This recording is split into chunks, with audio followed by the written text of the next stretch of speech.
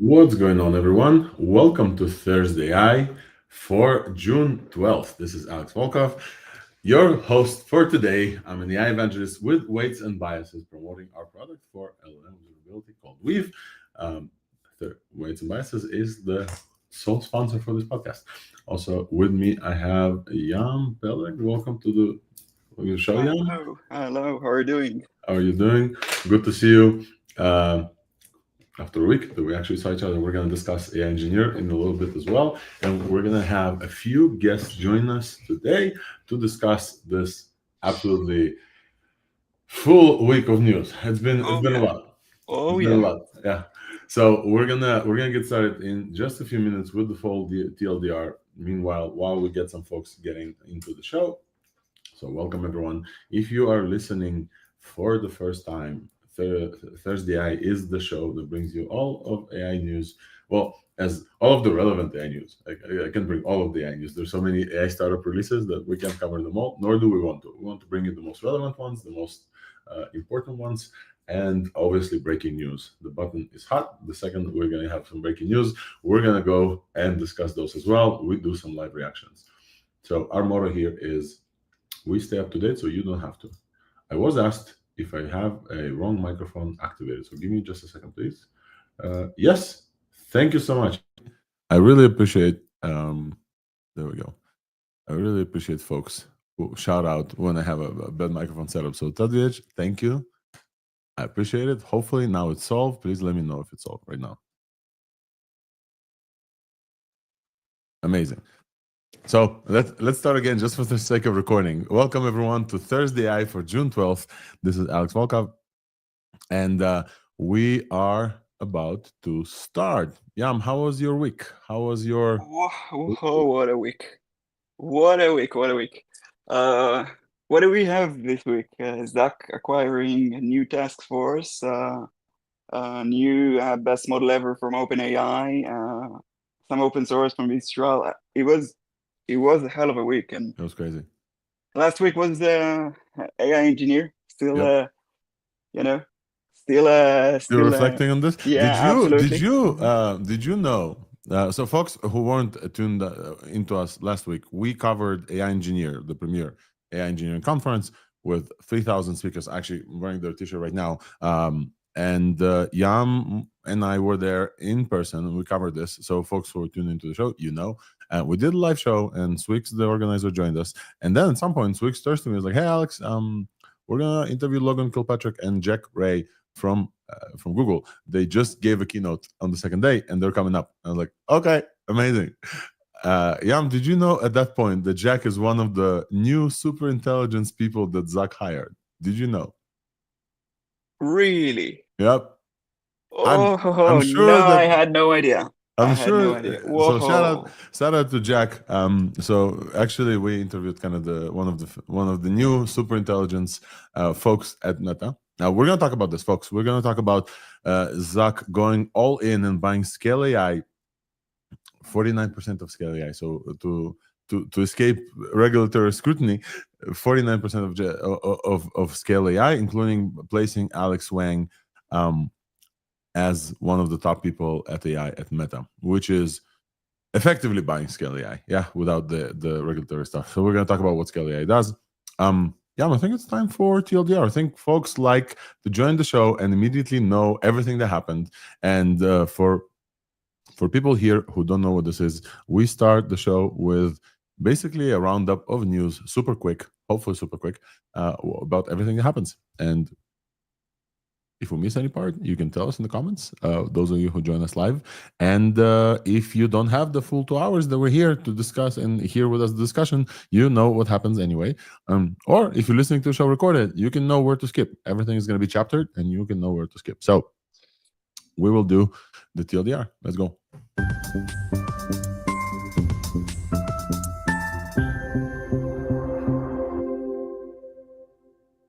First things first. Today on the show, your host is Alex Volkov, AI evangelist with Weights and Biases, and my co-host today is Yam. I think we'll have Wolfram join us as well. We have two guests on the show: Stefania Druga, who is a friend of the pod. She's an independent researcher, former researcher at Google DeepMind as well. She's going to join us in a bit, and we will have Eric Provencher, I think that's how you Provencher. I almost got it. We have Eric Provencher who's building RepoPrompt to talk to us about o3-pro, his favorite thing. So stay tuned for those incredible guests. Open source LLMs are where we're going to start. There's a few updates there. Not an incredible week, but definitely interesting. Mistral, the French LLM company, releases the champagne of LLMs, let's say. Mistral released Magistral, which is a 24 billion reasoning model, 24 billion parameter reasoning model. They actually released Magistral medium and small. Small is open source, medium is just in their API. And we're going to chat about this. I think Wolfram actually had the chance to test it out a little bit. Then there's a small mention. I don't know if we're going to get to cover this. Hugging Face released something called ScreenSuit, a comprehensive agent evaluation framework for GUI agents, for agents that actually use the computer, which is pretty cool. And they've it's a meta evaluation framework, so they added a bunch of other evaluation endpoints. An interesting thing that I just added today, I didn't have time to dive into this, but it sounds super cool. Sakana.ai, we covered Sakana.ai, Japan's one of the top leading companies in Japan for LLMs. They do evolutionary algorithms and different interesting things like this. There is something called text to LoRa, near instant task-specific LLM adaptations, LoRa adaptations. So basically fine-tuning on the fly an LLM for the task at hand. It's pretty cool. We'll definitely discuss this. I'm really interested in kind of some of this research. And then also we saw Nvidia release Nemotron H and some reasoning models. I gotta wonder what's the difference between the regular Nemotron. So basically, we'll cover this. This is in open source. Anything else in open source, folks, that I have not mentioned? Please let me know. I think Wolfram posted something. I'm gonna go and see if he opened open source. Yeah, there's also Gemma 3N, and I think we briefly covered this. Maybe no, it was 2 days ago. Gemma 3N in desktop, desktop Mac, and 2 billion and 4 billion parameters, powered by LightRT. So thank you, Wolfram, for sending in the notes. And folks, you're also welcome to send me notes for open source stuff. We're going to move quickly to big companies and APIs and LLMs, specifically because this week, it was an insane, incredible week in huge models. OpenAI did 2 things. They're just jaw-dropping 2 things. We'll start with the first one. OpenAI dropped the price of one of the premier intelligences out there, o3 from OpenAI, by 90%. o3 came out 4-ish months ago, and the price drop is just absolutely ridiculous. Okay, so I'll give you just a sense of what's going on, even though it's TLDR. o1, the first kind of reasoning model, the flagship reasoning model from OpenAI after preview, was $60 per 1 million tokens on output when it came out in, I think, December, January. Then in April, o3 came out, significantly outperforming o1 with $40, so half that, almost half that. And now o3 outputs are $8, so from $60 to $8 in less than a year. I don't know how OpenAI does this. I don't know that the people said, this is pruning, this is distillation, this is quantization. They confirmed that this is the same exact model that we're now going to get for 80% off. The price of intelligence truly goes to too cheap to meter. Now, OpenAI also said, hey, while you enjoy this very cheap intelligence, how about enjoying very expensive, very top-tier intelligence? And they launched o3-pro for pro accounts, and I believe team accounts have a little bit of access as well, limited access. OpenAI launched o3-pro, their highest intelligence available model or consortium of models. We don't actually know.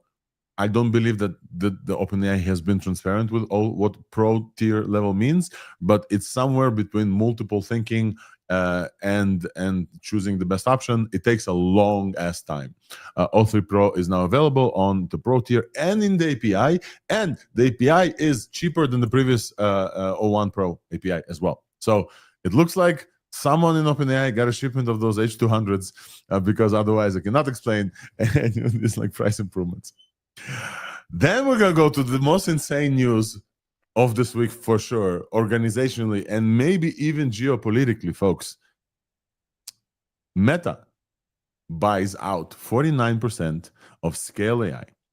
ScaleAI is a company many people don't know. We follow AI, we have to know. ScaleAI is a huge company, huge. Their CEO Alex Wang is, I think, the youngest self-made billionaire and like the quickest one. It's crazy. They work with every company out there, every LLM company, to help them with human annotated data and human creation data and human in the loop evaluation and multiple things like this. They provide basically data to many companies. Many companies. Folks, when I say many companies, I mean Google, Anthropic, OpenAI, Microsoft, Nvidia. Literally everyone who builds an LLM needs human annotated data. ScaleAI is basically the de facto solution, okay? Meta buys 49%, including placing Alex Wang, the CEO, on top of Meta's new superintelligence team. This means a lot, and we're going to dive into this very interesting discussion. Do not miss this discussion. Absolutely. And if you are a mutual of mine and you have some thoughts about this, would love to hear you as well. Please DM me and come to the show and discuss with me, because I think it's very, very interesting. Apple also had a thing. Ta-da! Apple had WWDC. Remember last year, folks, we covered WWDC. We said, yo, Apple Intelligence was just announced and it's going to be amazing. And Apple basically came out in the beginning of their WWDC, their developer conference, and said, hey, we know you were waiting for a smart Siri. She's not coming today. We don't know when she's going to come. But hey, we're going to give you a new UI that's liquid glass that looks super cool. I was disappointed, and I'm definitely going to talk about this. They did update their own device models. They gave us an API to these models, so developers in Swift can actually access the models on device directly.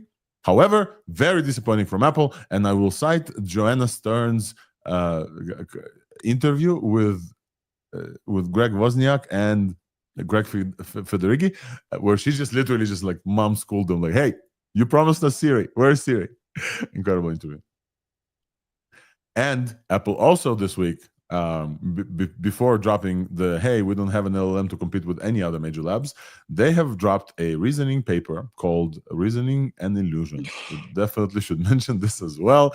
This paper went around and folks have looked at it, and some debunked it. And it's a very interesting paper that plays the Tower of Hanoi and, I don't know, does multiple things to reasoning.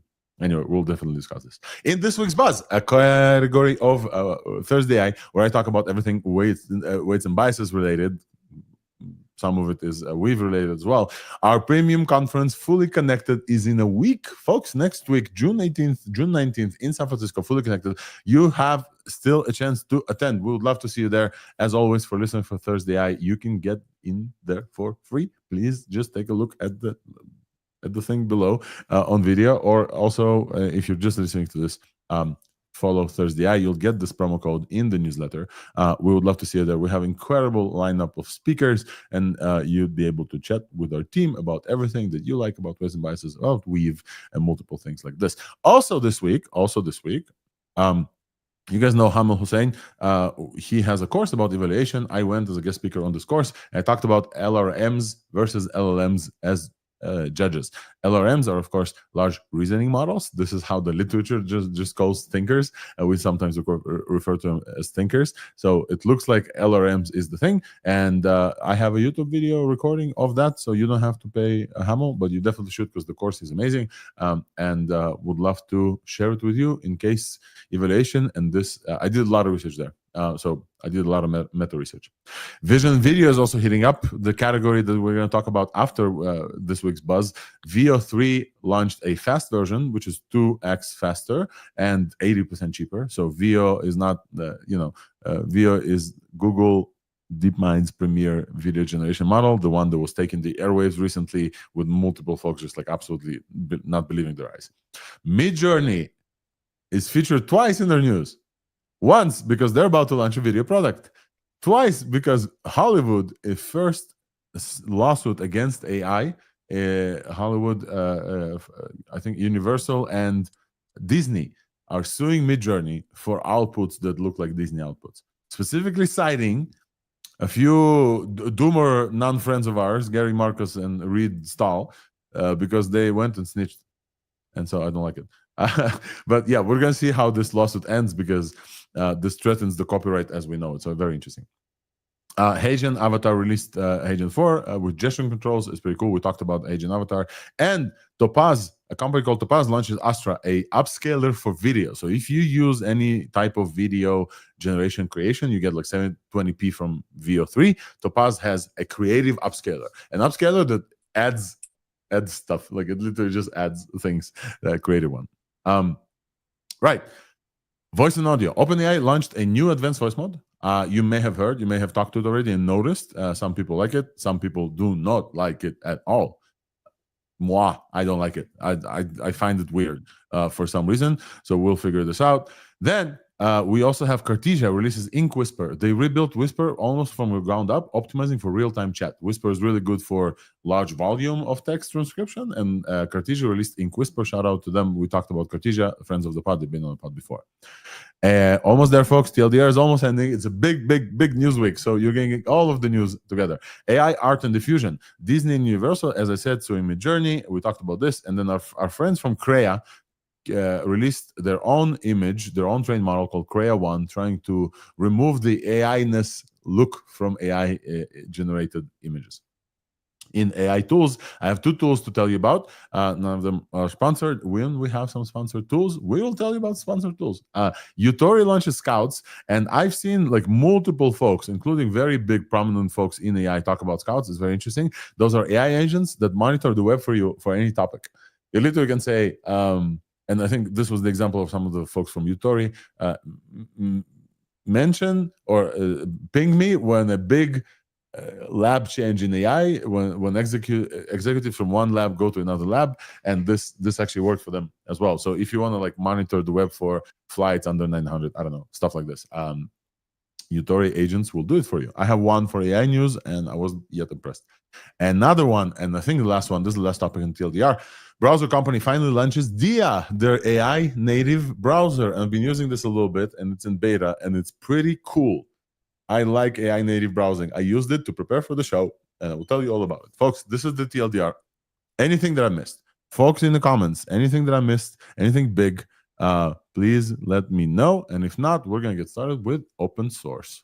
And I think I saw LDJ pop in here for just a sec. So let's add LDJ to the show. Welcome, LDJ. Welcome, Nistan, who came in while the TLDR. Folks, how are you today? Anything else that I didn't pick up? I think I did a fairly good job with this. Finally, I'm not traveling, so I had some time to like actually see what happened. Nistan? There was Oh my God, Nistan, you're coming through as a robotic person. Wait, it's not. AGI is here, folks.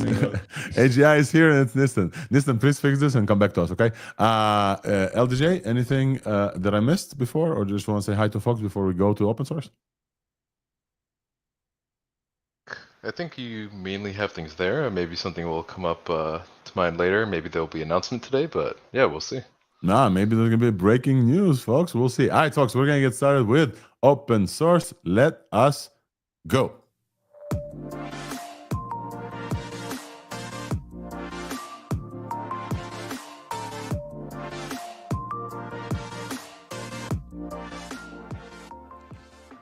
Open source AI, let's get it started. Let's get it started, folks. And we're going to start with open source AI. Straight up, I think we have to talk about Mistral, Magistral. Mistral, the French company that, the champagne of LLMs, we like to call them. We've been following them for a while, have released their first reasoning model. I believe it's their first. They called it Magistral. Naming is incredible. Everything Mistral releases, the naming is top notch. Mistral MOEs like Mixtral was mixture of experts. Mistral, they're name like Bigstral, Codestral. They have the naming locked down. Though what they don't have locked down is the ability to look at state of the art research, add this to their releases, unfortunately, and say, hey, here's where we are, and here's like where Quen is, or DeepSeek R1, which is unfortunate. But hey, it's been like, that's how the French folks are, and it's fine. Still, they're releasing great models.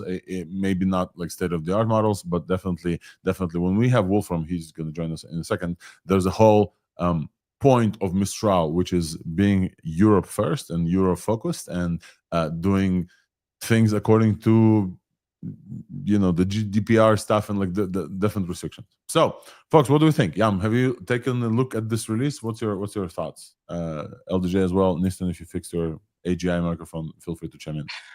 Okay, it was exciting.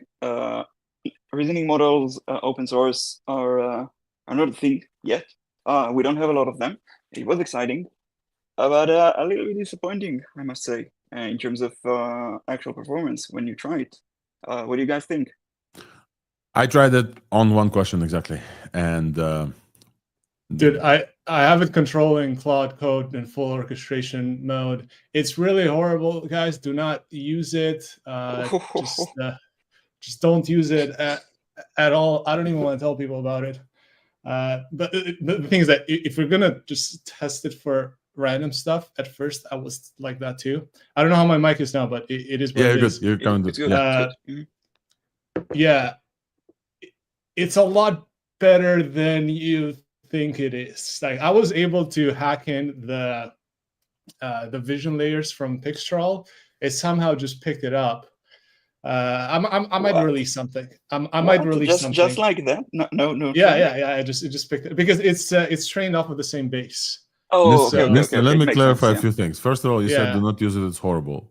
Now you're saying it's dope. Like, what was that sarcasm I detected? Maybe some folks who don't know Yes. you as well maybe don't detect your Yes. sarcasm. It's almost at the point where I don't want to tell people about it. Oh, don't use it. But why? It's running on your device, no? Or are you using Medium?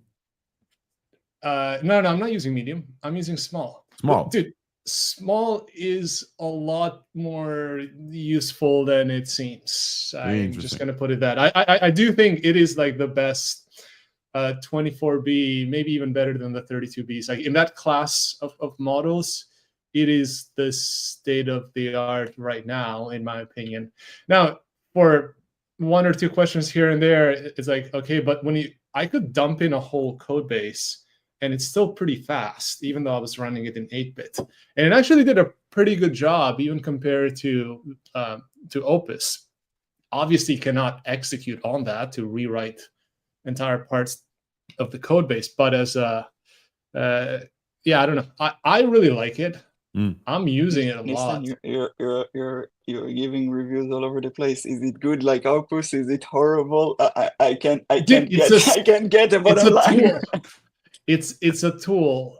No, I was saying horrible because I don't want other people to use it because I want to use it myself. But it's open source. You can download it. Okay. That makes sense. Okay. That's what I was saying.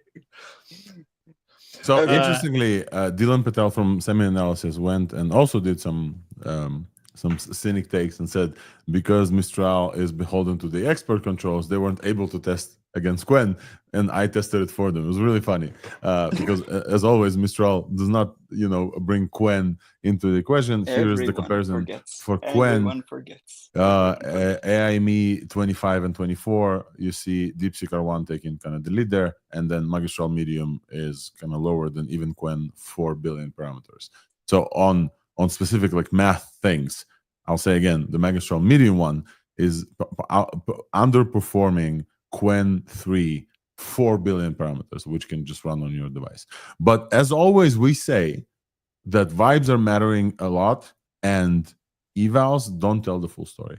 And so the way it performs on a math task on like an AI.me does not necessarily mean that you cannot use this model. And there's definitely things you can do. It outperforms on live code bench. It barely scratches the Quen 30B with 3 billion active parameters. And definitely didn't at DeepSeek. What else can we talk about Mistral? We should talk about their like a GPU offering. I think Wolfram also mentioned this as well. Mistral, LDJ, have you seen this? Maybe Mistral is launching cloud, and Jensen I think talked about this. Yeah, so they use Grok. Don't they? I think they use Grok chips. LDJ was about to say, hold up. Yeah, so for Mistral Compute, I think it's called. It seems like a service where for enterprises they can train models for them and I guess run models on maybe local clouds and things like that.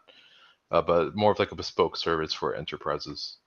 Yeah, Europe focused specifically, and I heard that infrastructure in Europe is not as great, and like the big clouds are there. Nissan, go ahead. Yeah, I think they've partnered with Grok with a Q, because that's how they were getting over 1,000 tokens per second on some of the. On their Let Chat, right? Yeah, also on their agentic operating thing. So there is something there. I mean, there's a reason even a lot of the tools like OpenWebUI have the Mistral OCR, the document OCR, as like one of the very few options in there. So while it might not do that well on the benchmarks and stuff, when you put it in the workflow, I don't know. I find this a pretty reliable tool in that regard. Like this and Quen as well. But there are, yeah, I don't know. This just hits the small one, just hits the sweet spot for me. I haven't even tried the medium one. But again, if you put this as a tool and it is a reliable tool, and you know how well it does when it does like a document OCR, and then they also pair this with like 1,000 tokens per second, you've got a pretty solid business offering in there, and you're also compliant with everything, and nobody complains. So yeah, it's one thing to just look at the benchmarks and stuff. It's a whole other thing to turn this into a product. I mean, all models are pretty good now compared to about a year ago as well. Like, considering what we were working with 1 or 2 years ago, like these are fantastic as models. As this one is, Yeah, but look, AI, all right, folks, we have to move on. is- We have to move on because we have tons of stuff to talk about. Mistral's gotten their like piece of the sun. These models are not as state of the art, but it's not the only like benchmark we need to do. They also like Nissan said, were very well performant anyway, and also really fit some enterprises. I want to move on to Sakana.ai text to LoRa. Folks, you've seen this. This seems very interesting to me. I think this is like the other open source stuff that we're going to talk about. Sakana.ai is a company in Japan, was co-founded with one of the Transformer one of the Transformer paper authors, and I believe, yes, Lion James. I'll need to remember his exact name. They have released multiple things, including evolutionary algorithms, different things. At some point, they also released something and then rolled it back. But now they're releasing text to LoRa. LoRa stands for low rank adaptation, a methodology first adapted, I think, from diffusion models in images, where you want to train a diffusion model on your face, for example, and then also kind of like made its way to large language models for specific task things. So you could like train a LoRa instead of retrain the whole kind of transformer. And they have released a text to LoRa, which is a adapting large language model to a new task using only textual task descriptions, requiring no task specific data. So basically, instead of training or fine-tuning the model with like LoRa, with data, with like, here's how the task looks, you would just describe the description of the task that you want. Like be better at math, and then the model trains itself. Am I understanding this correctly? YAML DJ, help me out with this. This is what they launched? This seems kind of crazy. Look, the idea about LoRa is first just to give a little bit of background. The thing about LoRa is it allows you to use less compute for the same tasks. By a trick, it's not the same one-to-one to training the entire model, but basically it unlocks training larger models for a small amount of compute. Basically, what the thing is that in order to just train whatever model, you need examples. Those models learn from examples, from experience. You show them you show them a bunch of solved tasks, and they proceed to be able to solve similar tasks. But collecting data is hard, just like you said, just like we talked about. Basically, if you could somehow describe your task instead of providing actual examples of solved instructions, it would be great. It would be amazing, because just like you said, you could just prompt, hey, I need you to be good at this and that and that. And then on its own, it at the same time generates solved examples and then trains on them, basically. And although it sounds simple, because you can just generate examples based on text, doing this robustly for any given task is hard, because I can come up with anything I want, and you should be able to also to generate the data and then train on the data, and it needs to be robust. It is hard, But it is very, very hard, basically. And we are at the point where we are we can prompt the model, okay, be better. I mean, it's getting crazy. Like, it's hey, getting do crazy. better. Yeah. But I think important to highlight, and listen, chime in after this, please. It's not prompting what they're doing. They're doing some other stuff. They're actually training the model to be better, like doing some changes stuff. The model like comes up with how on its own, and they show achieved accuracy of 67%, surpassing both standard and multitask LoRa baselines. So text to LoRa on Mistral 7B improves the model, and essentially what this gets us is building a customized model on almost every query. So you would ask it for a thing, and the model will improve itself for that like specific thing. I think it's super cool. Listen, thoughts? People are already doing this, and I think it's going to become a much bigger. It might become a much bigger deal. It's just that right now, Opus and stuff got too good, so all of this stuff is getting kind of buried. But this is, I think, this might be a much bigger deal than most realize, because this completely changes the game. So it might take like 6 months to a year for this kind of stuff to become more a thing, because now the model is actually learning. Is actually changing its own weights, and that this is a big deal. Which this is on the fly weight changing specifically for a task. The task is defined by text and not by examples. That's what we're looking at here. This is this is dope. Revolutionary. Yeah, this is dope. Yeah, we're just like getting the first glimpses of it, but yeah. So shout out to Sakana.ai, folks. The code is on GitHub. They support models like I believe Gemini and Gemma. Not Gemini. Sorry, they support Gemma 2 billion parameters and Llama 3.1 8 billion. They're doing this on smaller models, obviously, for that speed, but still improving performance on the smaller models at this rate is quite significant. They say on Llama 3.1 8 billion parameters, text to LoRa reaches a 77% average, outperforming all compared models, just using this like, hey, be better at the task. This is crazy. It's absolutely crazy. All right, folks, I think this is mostly it in open source. We have to move on because we have like a big show. Before we move on to the next segment, I will say hello to two other friends. Wolfram, welcome as well. Hey. Haven't seen you in a while. How are you, man? Far too long. Nice to see you again. Yeah, Hello, we just everyone. covered Mistral and Magistral. Would love to catch up with you after this. So we already passed, and then we just covered the text to LoRa. And we have a friend of the pod, Steph. I think you've been there before, folks. Welcome, Stefania Druga, to the show. Former researcher at DeepMind and now independent. Correct? That's right. Yes, awesome. And we'll chat with Steph about the stuff, the work she does, and also maybe some AI engineer specific things, like education-wise.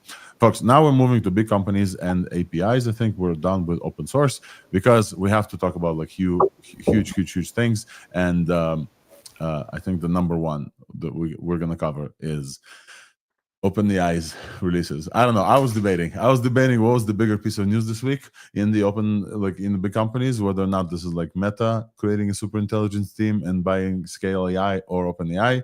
But we're biased towards LLMs and less kind of like things. We're biased towards releases and things that you can use. And this is why I decided that OpenAI's o3-pro and the price of O3 dropping by 90% is what we need to talk about.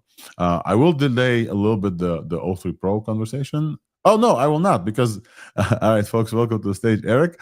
I invited Eric specifically to talk about O3-pro, Eric Provencher, the creator of RepoPrompt, and he's building RepoPrompt. Eric joined us just in time, because I was about to delay to wait for you, but now we're going to actually discuss this. Folks, two main things from OpenAI this week and one small things. One, OpenAI drops the price of O3, their premium reasoning model, as a model, not as an ensemble of models, by almost 90%. This is absolutely crazy. OpenAI drops the price of OpenAI O3 to $8 for million tokens in output and just $2 on input. It's ridiculous. The price dropped from April 25, which is 4-ish months ago, less than that even. They dropped it by like from $40 in output to $8 in output. This is actually ridiculous. Many people that I've talked to love O3, love the evaluations the O3 gives them, the code that it runs, the planning abilities, like all these things, and they're not were against using this because of the price, and now the price drops by 80%. I remember when we did this show before, and we got excited, and Wolfram, you will remember this as well, when OpenAI dropped like the price of, I think it was 4 for like 80% after a year, and we were like, oh my god, like it just takes a year. Now it takes 3 months, and they dropped the price by a significant amount. I don't know if they're playing for loss. And I think they doubled the amount you can use on the normal plus tier. Yep. They also like improved the quotas as well. It seems like, and we chatted about this at the beginning with Yam just a little bit. It seems like someone's got a shipment from Jensen. That's how it seems like. Someone in OpenAI finally got that shipment they've been waiting for, and finally they were able to release. Also, I think I've and seen maybe they're related. sourcing compute from Google. I've seen somewhere. Yeah, and you report from I don't know, mainstream media somewhere, but yeah. Mm-hmm. Interesting. So yeah, definitely some compute got unlocked. Maybe people stopped giblifying everything. Also, maybe contributed. Maybe folks switched to VO from Sora. There's like a lot of stuff that OpenAI kind of juggles. What do we think about this news? Wolfram, would love to hear from you, because like we O3 is dope. It's great. It's one of my favorite models. I'm usually using O3 and Gemini 2.5 and now Opus as well. So I'm always using the big ones when it is a difficult question for testing and to get the best answer from all of them. But yeah, it is expensive, and the rate limit, I hit it before, so I'm super happy that the rate limit has been raised. And when you're using it for coding, I think it's not the particular niche for OpenAI. But for the agentic stuff is amazing. If you have O3, it helped me repair my AI workstation by taking even parts of the manual, zooming into the mainboard pictures and highlighting which thing is where. So that was amazing. And yeah, more access is always better. It's top tier from OpenAI, and having it is great. And you can use the the o3-pro on the API as well. Even yeah, we'll get to o3-pro after this. I think o3-pro deserves like a whole category of things. More intelligence available for everyone. 100%. Eric, you're about to chime in as well. Just before, maybe give us a word on who you are and what RepoPrompt is. I think people need to know the context to like be able to appreciate your expertise in this. Yeah, cheers. So my name is Eric. I've been building RepoPrompt AI coding tool for the last year or so. And you know, it's grown a lot over the time, and I think the big thing that I've kind of built around this and the way I kind of think about coding with AI, it's a little different than most other folks, because you know, all the rage now is around agents and just like letting agents rip on your code base, which is great. But you know, I'm a staff engineer. I code a lot more deliberately with AI, and so I built a tool that kind of suits my own needs, which is around like helping developers provide the right context and exactly the context that is required to solve a specific problem, and then having a model kind of like one shot an answer for that. And so I built this tool, RepoPrompt, that helps like provide that context, so it helps developer gather the context, and there's some tools to automate that. There's like code mapping and all that stuff, and then applying edits in a really cost efficient way as well. Using O3 is really wonderful with it. Like I code with it all day with O3. It's a wonderful model. So you know, that's kind of my background there with this. And you know, so what do we think about the price drop? Oh, it's fantastic. Like I'm able to, so before I was using it quite a lot, and in RepoPrompt is very efficient, like in the chat. And it was costing me, you know, maybe $20 a day, which is quite high. But with this, you know, an 80% drop, like you're able to use it for very cheap, get a lot of work done with it, and it's just very, very cost effective, and just really a brilliant model to work with. It solves really tough problems very precisely too. Like a lot of models will over output lots and lots of code and patch things all around, but with this, you know, it goes in and surgically finds the right fixes, and it does a great job at that. Yep, I really enjoy using O3 in the UI itself. I think one of the biggest things in O3 specifically, and I don't think, Eric, correct me if I'm wrong, that's made it to the API yet. They promised it will, but it didn't. O3 uses tools as part of its thinking. Like literally as it kind of comes up with the answer during the chain of thought, like phase, O3 uses tools like image tools, for example. If you, I don't know, I talked about this previously on the pod. I took a screenshot, like I just took a picture of a puzzle, like a puzzle pieces, and asked it to go find. And you can see O3 is like zooming in on images, and it's super cool. It's like super sci-fi. Like the thing like knows and uses tools and uses web search doing thinking. I believe that Gemini folks last week told me also that Gemini does this. I think this like significantly improves it. I don't know if they already landed this in API, but O3 is really, really good for like those like deeper tasks as well. And I like really applaud them. Any comments, any other folks? Anybody wants to add on top of O3 stuff? Anybody interesting uses? And if not, I think we need to talk about the biggest thing. All right. The biggest thing. So O3 was given to us at a very, very cheap discount, like very significantly. Well, maybe last thing I'll say that later on the show I will tell you about my guest talk at Hamel Hussain's Evals workshop with Shreya Shankar, and I did a talk about the large reasoning models as LLM judges. Just so you know how fast the everything moves, I had a slide there that says, "Hey, you should not use large reasoning models if you don't have a big budget because they're still expensive." The day before I was about to talk about this, O3 price drops. I think it was the same day, drops by 80%. So I had to change my slides on the fly. I was like, actually, yesterday this was true. Today is no longer true. Like O3 now costs like Sonnet. I believe it's Sonnet price, right? Like it's cheaper on it actually. It's the price of 01. Sorry, of 4.1. Which it's absolutely crazy. So I had to change the slides like on the fly and tell people, hey, you can actually like use this now. The downside still is speed. Like O3 is slower because it's reasoning and thinking. O3 doesn't stream like reasoning tokens as well, so you don't know what it's thinking. So you're gonna have to wait. That's kind of the downside. Folks, the biggest news of this week in AI definitely is OpenAI also launches o3-pro. We've been waiting for this since they announced O3 and O4 mini. O4 mini, yes. It's confusing. There's 4.0 and there's O4. But yeah, I said the right thing. They released O4 mini and O3 together, and they announced that like Pro version will come soon. That soon. They probably have been sitting on this, and it came. And my God, this I know it's become really hard to differentiate kind of the quality. O1 Pro was already like very, very good. Do we know what O3 mini is? I don't think so. They haven't actually talked about this. They said it's more than just scaling reasoning. They absolutely, I remember, don't remember who exactly, but somebody from OpenAI, they said that O3 Pro, O1 Pro back then, it's not just this model with a lot of reasoning. As you know, for O3, for example, the one that we just talked about, via API, you can decide on reasoning effort, high, medium, or low. You can basically tell OpenAI how long you're willing to wait or for how much you want the model to reason. So O3 Pro is not just that. It doesn't just scale. What is it? We don't know. What we do know, though, is a lot of human preferences on top of O3 is showing up. So here's an example for folks who are just listening to us. In all queries, 64% of folks prefer O3 Pro in all queries. In scientific analysis, 64%. Personal writing, 66%. They're using this model.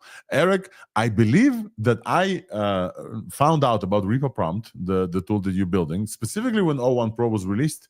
O1 Pro was not available via API, and folks literally just wanted like that, like intelligence, like very, very, very big intelligence on their code base. And I believe that this is how I found about RepoPrompt. So this is why I like tapped on you and said, hey, come to talk to us about O3 Pro. I know you're a big believer in O1 Pro. Tell us, man. Tell us everything that you want to tell us about this model. I know you have a lot.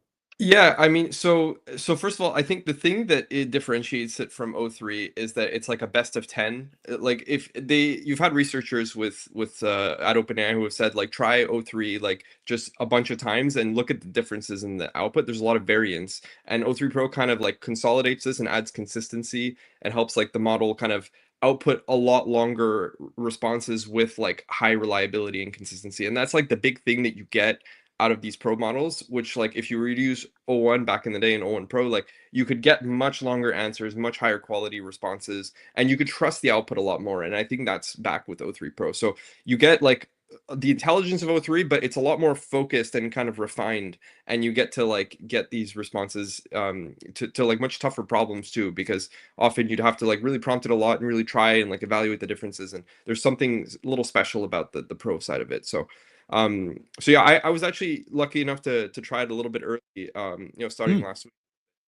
So I was playing with it over the weekend. I had some time to kind of give it some tough problems, and it's exactly what I observed. Like this O3 normally is just being able to just kind of take these really tough problems, output much longer responses. So in the context of coding, it's able to give me, much bigger refactors, much tougher kind of bug diagnosis. It's able to handle a lot more context, kind of, and consider all the parts of it. Like you'll have big models that will say like, oh yeah, a million tokens, but how much of that is actually being considered properly in the response? And that's something that like o3-pro really shines at. So it's been a lot of fun to work with it. Yeah, the thing that gets highlighted all the time as, how should I say, these significant jumps in best of 10. The thing that I remember from AI News from Swix, he mentioned this like 10 O3s in a trench coat basically, and they choose like multiple the tracers, and this is why maybe it runs for longer. They highlight people tests on this versus evals. Like they do evals as well, but they specifically do kind of like comparisons between people, maybe blind comparisons, kind of like Ella Marina style as well. Here's a few more evaluations from this. O3-pro gets 93% at competition math for AI Meet 2024. I want to say 93 is state of the art. I don't know exactly, but it feels to me like as far as I remember, 93 is state of the art. Folks, please correct me if I'm wrong if other models got more.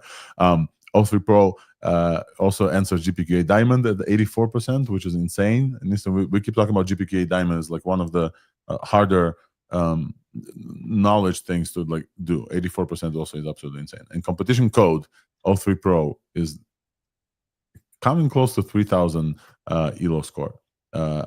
I believe when they launched O3, they said that it's like 175 on competition code compared to like out of people. So this keeps climbing. Absolutely insane. Let's talk about the fact that it's also available via API. So o1-pro, when it was released, Eric had to go and build a whole app for this to be able to copy and use this like large context. This time they launched it together with the API, and I think you could technically use this in different like cursors and different things, including O3. I think you have a chat built in as well, right? It's not only copy paste anymore. So the problem, like I think a model like this as an agent, it's going to be really slow. Like you're going to have to wait a long time. Like agents are already slow ways to work. Like they consider context, and it's just very iterative. And I don't find this is the best form factor of a model for an agent. No. But yeah, if you're in RepoPrompt, I set it up with the chat, and you can go ahead and select your context and kind of chat and have it solve problems directly for you in one shot. And I find it's actually like considerably faster over API than in the web UI. Like I feel like in the web UI you're getting like minimum 10 minutes, whereas on the API, like I'm getting responses in 2 minutes, and it's quick. One thing that they mentioned on the API is that they suggest running this in background mode. You just pass background true, and basically they don't disconnect, and you can like go and check like async background mode as well. And the other thing I will say, the most important thing for me from this model, because Google promised us DeepSync at some point. Google will probably release DeepSync as well. It seems like companies are leaning into this, like we'll give best out of n plus a lot of reasoning for a task. This specific model in the UI, not the API, plugs into all the tools that O3 also has. So it has your memory stuff, like it knows all your chats, and it has the search, and it has the image capability. O3 has like all the tools that they have is also like available for O3-pro, which is super cool. Steph, I believe you wanted to chime in as well. Go ahead. Yeah, I was going to say, tying back to AI engineer, the artificial intelligence like talk showing all the benchmarks across state-of-the-art models, and obviously this was not out yet, also had this metric which I like, the yappiness of the model. Right? So I think it would be interesting to kind of have a comparison like for correctness or accuracy versus length, right? Because the incentives for all these companies to give you as many tokens as possible, that's how they monetize it. But ideally, you don't want it to be yappy. So that would be an interesting metric to add to evaluations. And the other comment I had, I know the ARC Institute and the ARC Prize folks are putting out a new benchmark in July with like they have these puzzles and complicated games. So it would be very interesting to see how it performs on that. And we'd love to see more efforts of multimodal evaluations that are not available on the web, right? That we could use against these models. 100%. Yeah, because it's getting just harder and harder to evaluate them on straight like intelligent tasks, right? Like we need more tools. I would love to see comparison with tool use, with like advanced tool use. Thanks for bringing up artificial analysis. I went and checked, and they've updated their intelligent index. O3-pro is now taking the absolute lead, folks. So we have a new king in town. Very interesting, because last week we had Logan and Jack Ray. Swix was me, and Jan was in the room as well. We interviewed Jack Ray and Logan Kilpatrick, which was super cool, from like straight from the AI engineer floor. And they basically launched the best Gemini 2.5 on stage. It was really funny to talk to them about this, because the best model before this was also Gemini 2.5. So they're kind of like competed against themselves for like a few weeks, and now we see O3-pro just eking out from Gemini 2.5, at least on artificial analysis. You're gonna get another one. There is a new Gemini in LM Arena, and we already know what it means. Yeah, we had this a while ago, where they just like competed on LM Arena for a while.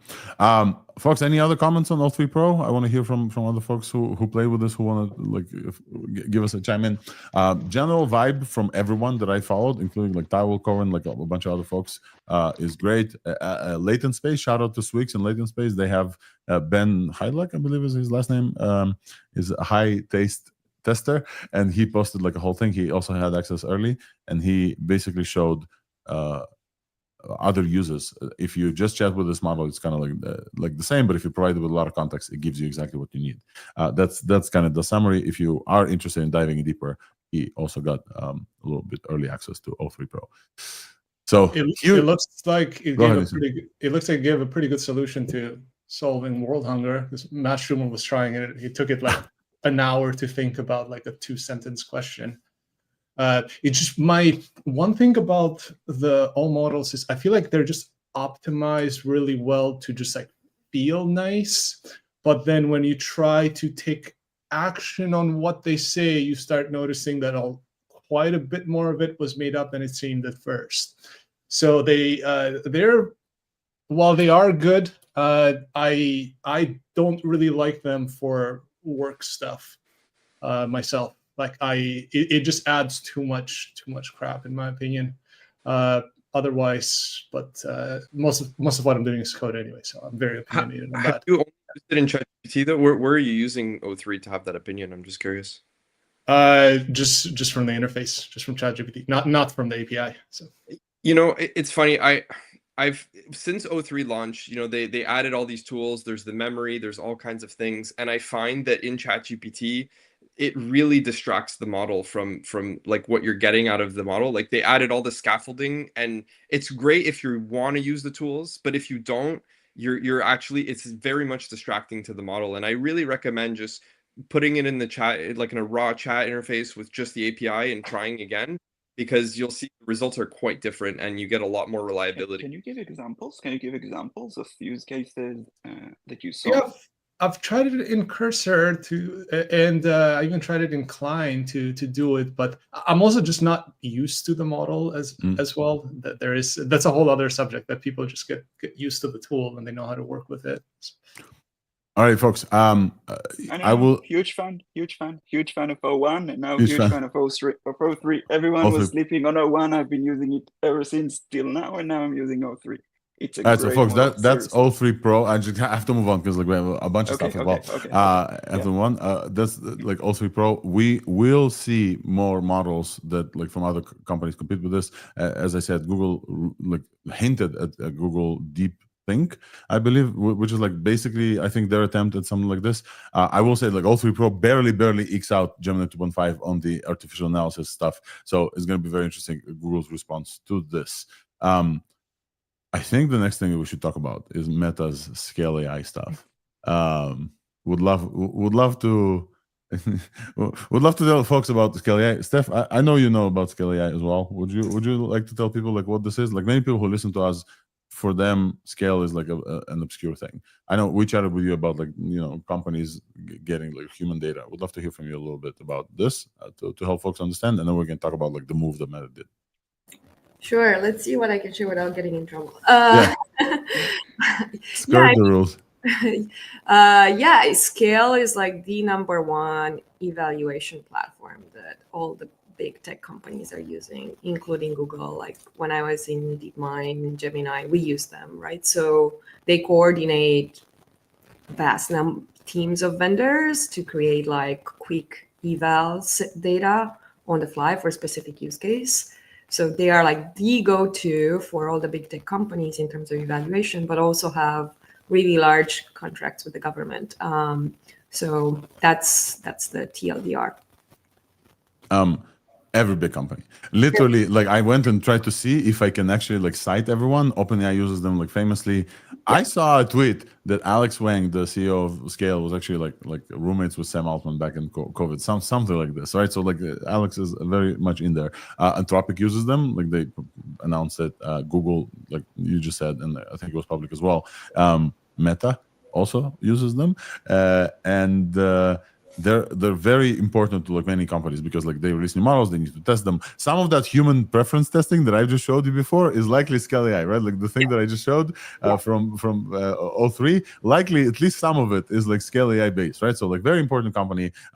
They do billions of dollars in contracts with governments, etc. And here comes Zach, who recently released open source models that went kind of like womp womp womp, which is sad because we love Llama and we love talking about Llama. We've been covering Llama since the beginning, and Llama 4 kind of was like a whole too many cooks in the kitchen type situation apparently from Meta. With it's really interesting. Also, in the beginning of the year, there was a whole thing about Meta execs getting paid yearly a price of one DeepSeek R1. You guys remember this? Like every exec is getting paid like the price of DeepSeek R1. And here comes Zach after like all of this and says, hey, basically what we say here on the pod, do not bet against Zach. They have a lot of money to spend on this, and he is in like unlike other companies, he's in full founder mode, full control of Meta. He can just do whatever he wants, like spending $14 billion on 49% of ScaleAI, and basically a non-controlling stake, probably to just like skirt regulation, but also places Alex Wang, the probably fastest self-made billionaire in the world, Alex Wang, the CEO of Scale, as the head of the new superintelligence team. Superintelligence team, folks. Superintelligence is now the word. Nobody cares about AGI anymore. It's all about superintelligence. Definitely, we have SSI Inc. from Ilya. At some point, maybe they were going to tell us something. Elon is working on superintelligence with XAI, and now Sam Altman posted a blog post yesterday. Also said OpenAI's mission is not, superintelligence, of course, as though we don't remember it was AGI a day ago. And Meta is now building a superintelligence team. Alex Wang, Steph, thank you, is 28. This is insane. Dude is 28, and now he's the head of the superintelligence team. Folks reported, like Axios and other folks, that they are absolutely going ham on the salaries and offerings for some of the researchers. So famously, not famously, as we mentioned before, Jack Ray, one of the top Google DeepMind researchers on the thinking area, works directly with Noam. Eric, I see you have like some time limitations. Thank you so much for coming up, man. I really appreciate the time. Folks, give RepoPrompt a try. It's really, really good. I've been using this for a while now, especially with o3-pro. Give a try. Eric, you're a friend of the pod now. Feel free to come back and talk to us about new model releases. I know you have some time limitations. So going back to ScaleAI, I had this cartoon. I don't love this cartoon, but this is literally how it feels now. Basically, Zach went straight to the source, and it's going to be very interesting how these companies, which are trying to bring all of this like effort in-house, how they will react on like after this news. So we should talk about multiple things, folks. I would love comments from the team here. First of all, of ScaleAI importance, Alex Wang's rise into like the top levels of Meta basically in AI, but also superintelligence pivot and the engineers' salaries and hires. Feel free to jump in as you want to. Wolfgang, go ahead. So Zach doesn't play half-baked games or something. If he wants something, he goes all in, like he's doing with VR and now with AI. And the Llama 4 release, it fizzled out a bit and hasn't made big splashes. So maybe that is a way to get back on track. I hope so, because the local AI, I hope they don't give up on that. Superintelligence is good, but we also need our own local AI, I think.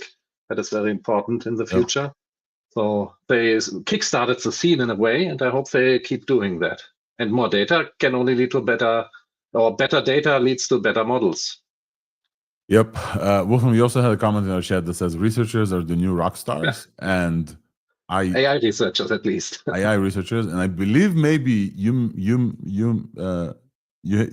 meant it literally, because it's reported that Zach is offering some researchers 7 to 9 figure salaries or compensation packages.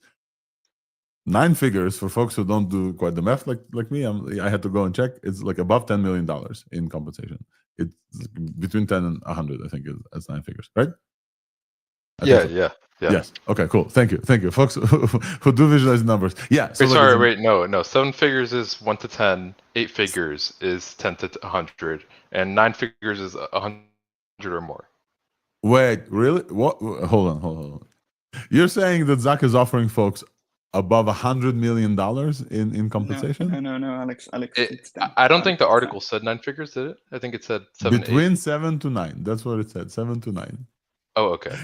Regardless of this, it seems that when Zach is Still, spending $65 billion on AI infrastructure in the next year, like you won't be able to use this infrastructure without some of these researchers. There's also reports that many folks at Meta Llama kind of left, like 8 out of 10 folks left after kind of the fizzled stuff.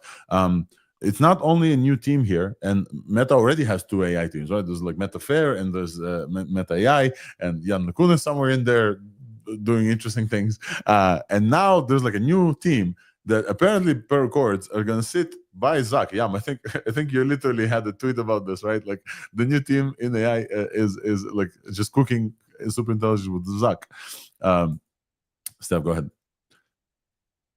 I had a quick comment on this. Like, I think it's definitely there's the graph is like very exponential in terms of compensations for the AI engineers, rock stars.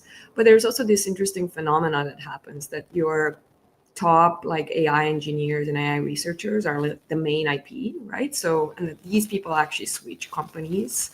And there were discussions, Michael Nielsen shared this on Twitter, and I agree. Like when you go to Silicon Valley SF like parties, you meet people who is like, I was at DeepMind and now I'm with OpenAI and then Anthropic. And there's a little bit of groupthink because one question was, why don't we have fundamentally new architectures and kind of like very different directions?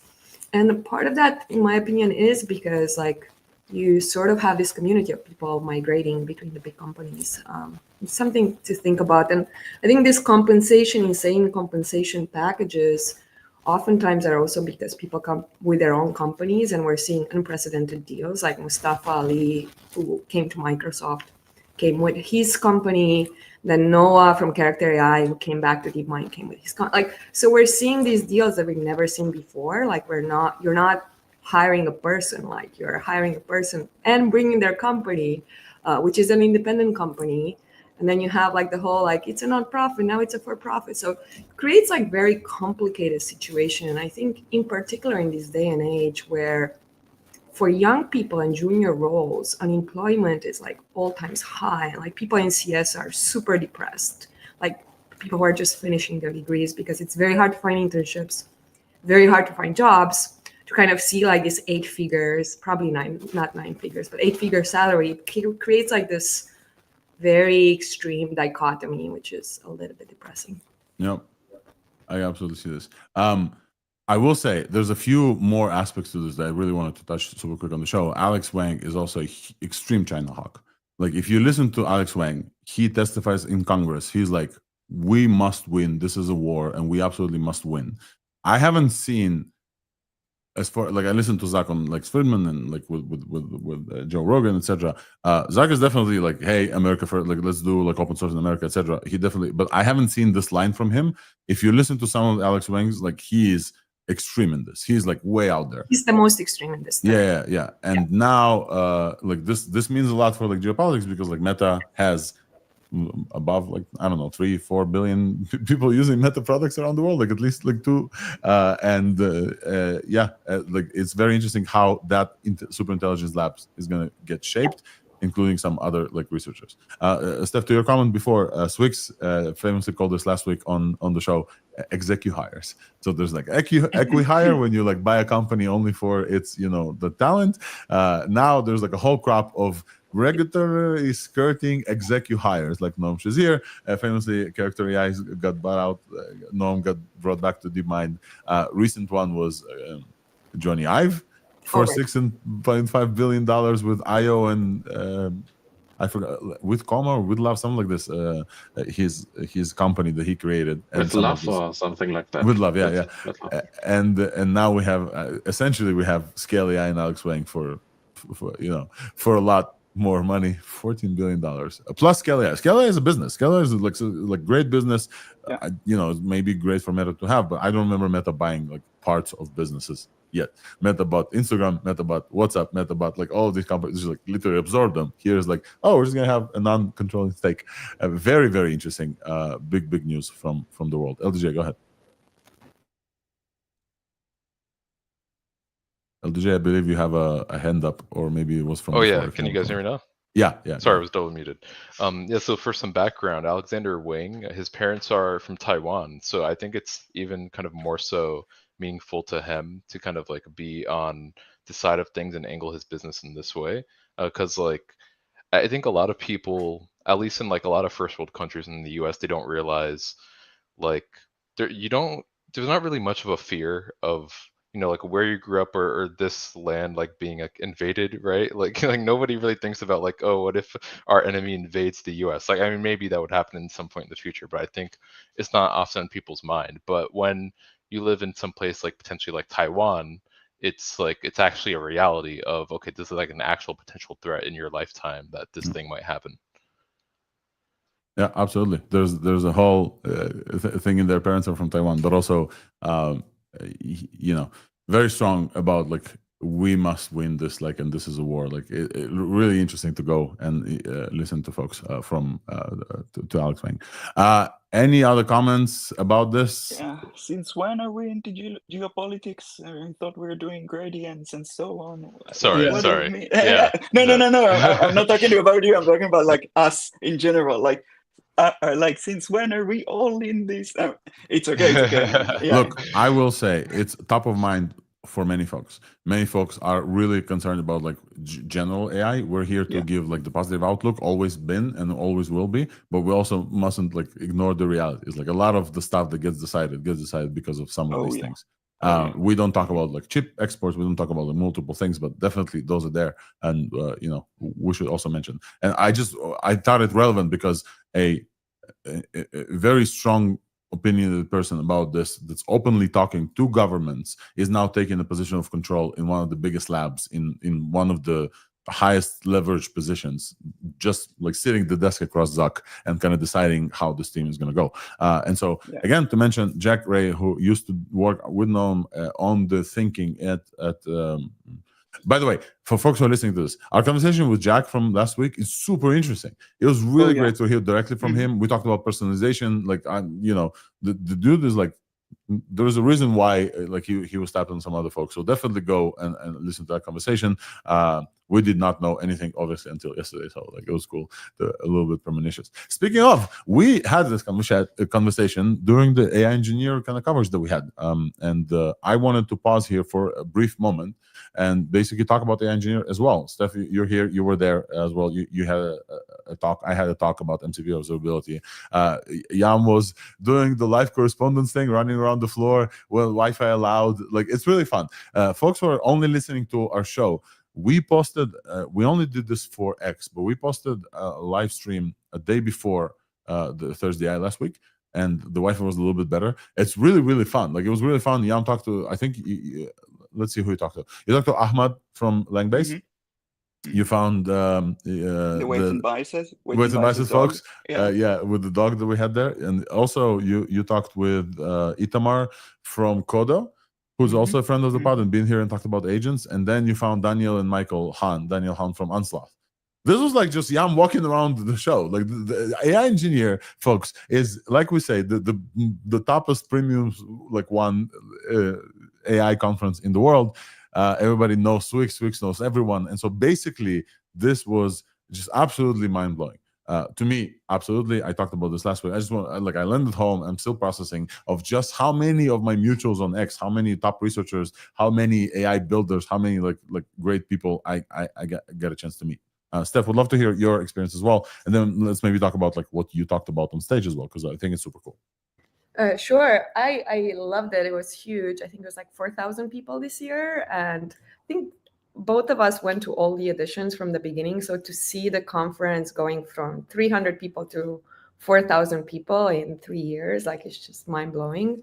Similar to you, like my experience at AI engineering is like going home. Like even when I go to the bathroom or to grab coffee, no matter where I walk, like I run into super passionate and interesting people and all these conversations that, it's hard to eat and like kind of like stop. It was really, really nice. I mean, there were some Wi-Fi glitches, but that's part of the fun and problem solving, I guess.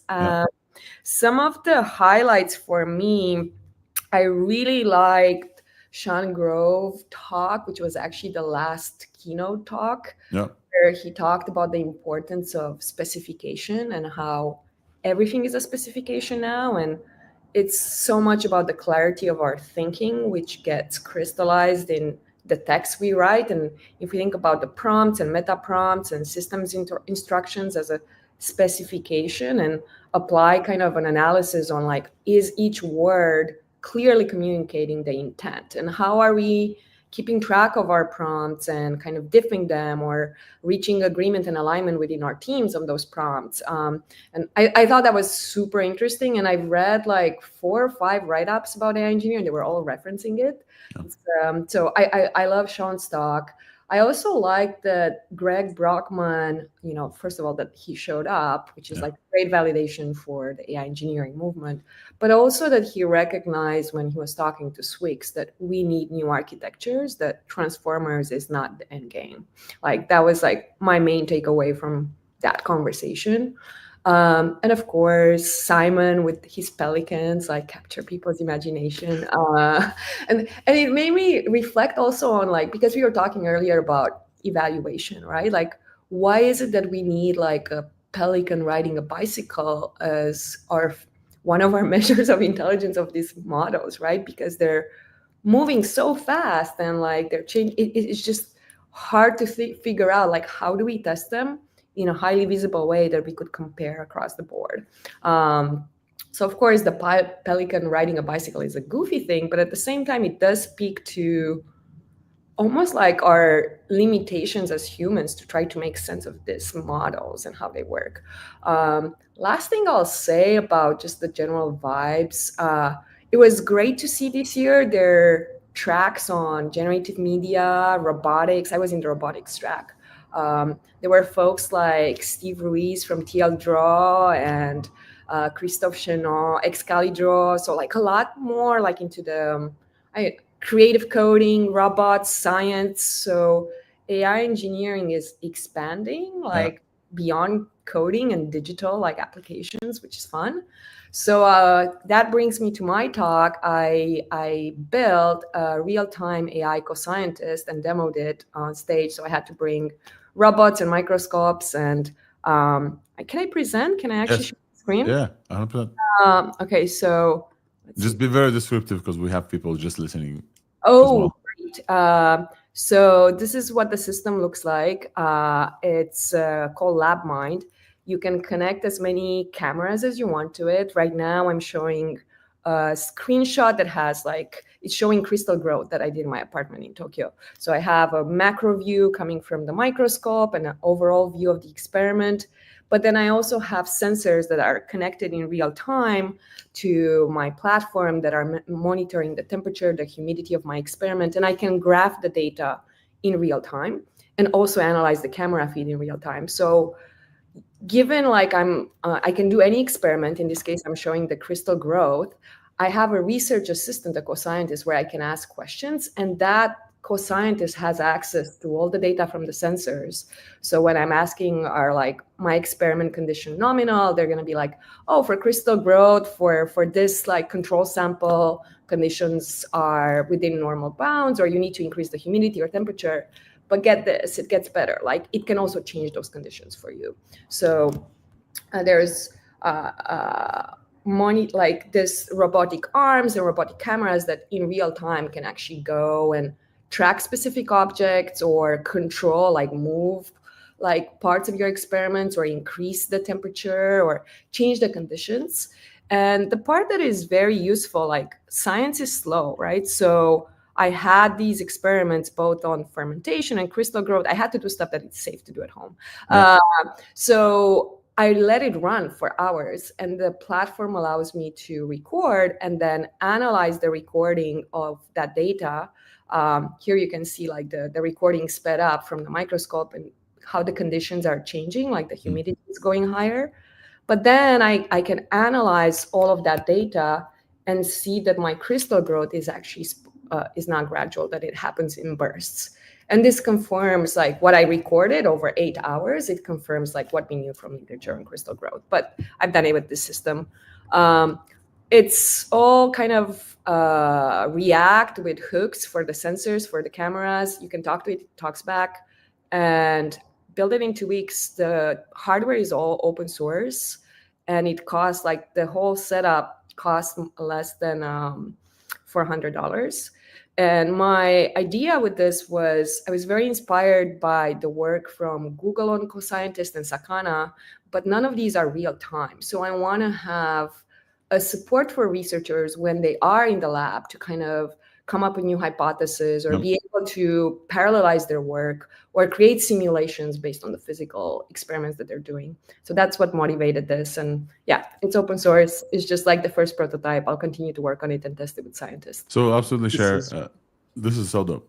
Steph, I have a question for you, and maybe Nissan is a follow-up as well. Seems interested. Were you doing these experiments at home, like crystal growth and chemical stuff, and then came up with the Copilot, or did you do the other way, where like came up with Copilot? No. What happened? Oh, I'll have to share my screen again for this, just very quickly. Okay.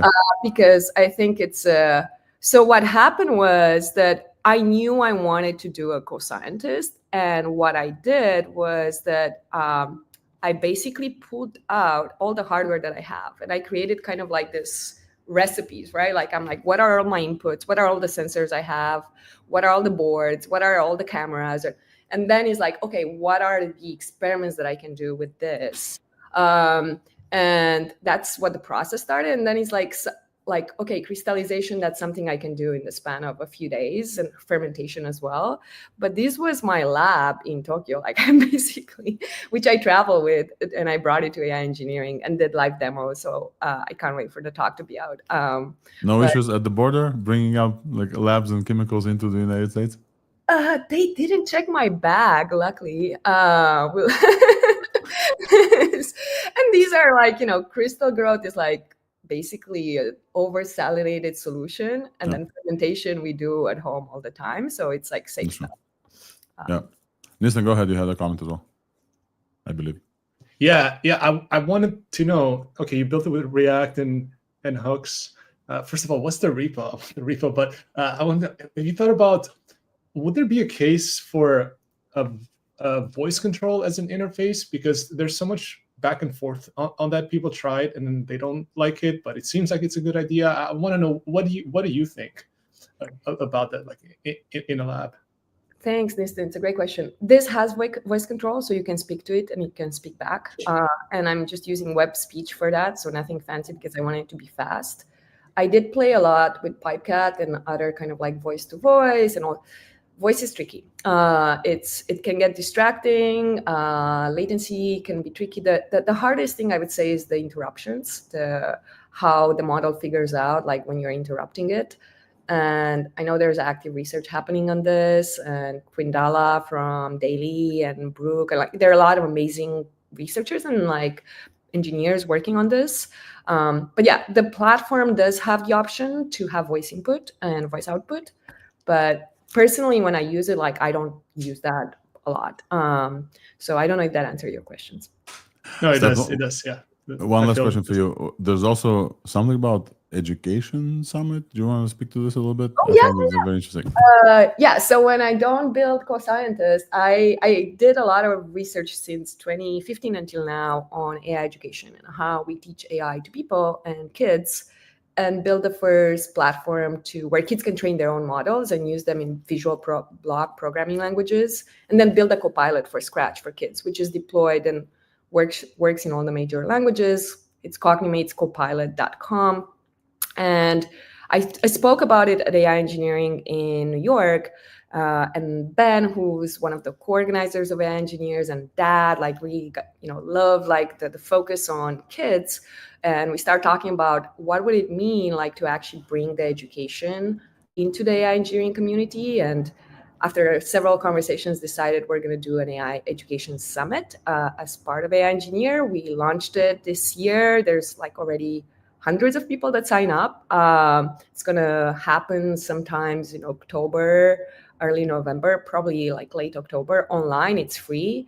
And if you go to aiengineer.io/education, you can sign up for it as well. I'll put the link in the chat. That's awesome. We'll add this to the show notes as well. Thank you, Steph. Thank you so much for coming. It's been a while since you've been. I think you've been a while ago. We chatted about some topics. It was only like audio, so it's great to have you back as well. Feel free to stay with us, folks. We're moving on because there's just like a huge amount of news that we didn't get to. We have to talk about Apple and WWDC because, well, Apple's like developer conference, WWDC, was this Monday, and a lot of us were looking forward to having some things. I know I was. We covered the WWDC last year. We covered everything that they've announced, and we gave them the benefit of the doubt. To like, hey, this is Apple. They're like always announcing something that's coming or other, and then and then I jumped in on all the betas, and I used the AI models, and we talked about Apple Intelligence on Device. They have Apple Foundation models, AFM they call them, on-device models. They run in like super quick. Cheers, Steph. Thank you so much for coming. We will add all the links, folks. Definitely give Steph a follow and check out her projects as well. So Wolfram, I remember us talking about like the tiny models, the amount of LoRa's they trained for these models for every specific thing. So Apple did like a lot of research into this, including like private cloud stuff. So it runs on device and it hands off, like all of these things. We got very excited. One of the things that they mostly got everybody excited about, including a reminder for folks, including putting out ads with Bella Ramsey that goes around and sneakily asks Siri to do some nefarious bullshit. They promised us personalized Siri. I remember specifically this map of everything that I have and getting excited about on-device stuff. Why do we love on-device? It's because like we don't have to share it with clouds, and Apple's whole thing is privacy, blah, blah, blah, blah. So they literally talked about, hey, we're gonna like add context. You guys remember the context and the intents and everything? We like literally a year ago we got excited about this. They will have context from your chat with your mom from messages, and your calendar from calendar, and your pictures from like everything. They promised us basically Siri level of ChatGPT intelligence, but with personalization. And here we are. We even discussed that we would get rid of apps maybe and have a completely new way to interact and have AI interact with it. So big thing. Big, like we expected like a whole life-changing thing like Apple does with like iPhone. And then this year, WWDC starts. At the start of it, Craig Federini literally lays out like, hey folks, we know you're waiting for Smarter Siri. She is not here. She is not coming. Do not expect her. But we have some exciting news for you. Blah, blah, blah, blah, blah, blah. Literally, they opened with this because people know. Because Apple promised this the WWDC, then they postponed the release from the actual release to like early this year, March, and then they postponed it again. Famously, the AI/ML folks at Apple calling themselves aimless. It was really funny, and this was like reported. It's not something that we just know. And very disappointing WWDC for us recording, waiting for Apple to catch up. Because instead of a personalized Siri, we got AI that can combine two emoji into one emoji, which I found like ridiculously funny. And paper claiming that AI isn't real. So yeah, so it's Oh, just That like yeah. you simply don't want AI. You are holding the AI wrong. That's pretty much. That's the really funny. yeah. That's really funny. I will say it was very interesting that also, yeah. So let's talk about this paper. Like just a day before WWDC drops a paper from Apple. They call this the illusion of thinking, I believe. Machine learning called it the illusion of thinking, understanding the strengths and limitations of reasoning models via the lens of problem complexity, which makes doomers like Gary and other folks just absolutely light up with excitement because hey, everything we've been telling you about AI is correct. AI is hitting a wall. Reasoning is not the answer. That's what basically people like who covered this paper basically took from it. I think your Singularity has been postponed. Yeah, Yeah. Singularity has been postponed. It's not coming. And yeah, this paper basically talks about Apple researchers trying multiple games: Tower of Hanoi, checkers jumping, river crossing, where you have like one character that can go on the boat, another can go on the boat, and then Blocks World, like basic like kids games essentially. They've used multiple reasoning models to try play at these games at higher complexity, and they noticed that like at some points of complexity these models collapse and stop like with the reasoning. They call this like imitation of reasoning. We had seen rebuttals on X. I think some of those rebuttals came from sources. Personally, I don't love there was like one main rebuttal from Scaling01, Lisan Al-Gaib, whatever. I call that person the doom and gloom false prophet of AI stuff. That's why I didn't really rely on the source. You do have to trust sources, but basically some other folks also like wrote rebuttals. Famous. I just want to highlight that I will add this on stage super quick. The folks engaged with the comments. So Parshin Shoji, she replied to like a very viral tweet from Andres Kirch, and like comment by comment replied with multiple stuff. I'll add this to the show notes. We don't have to have time to talk about this, but I will say this is not like some bullshit research team. Like this, like Apple has done like great research. The fact that they can productize and put AI in our hands is like a different beast, I guess.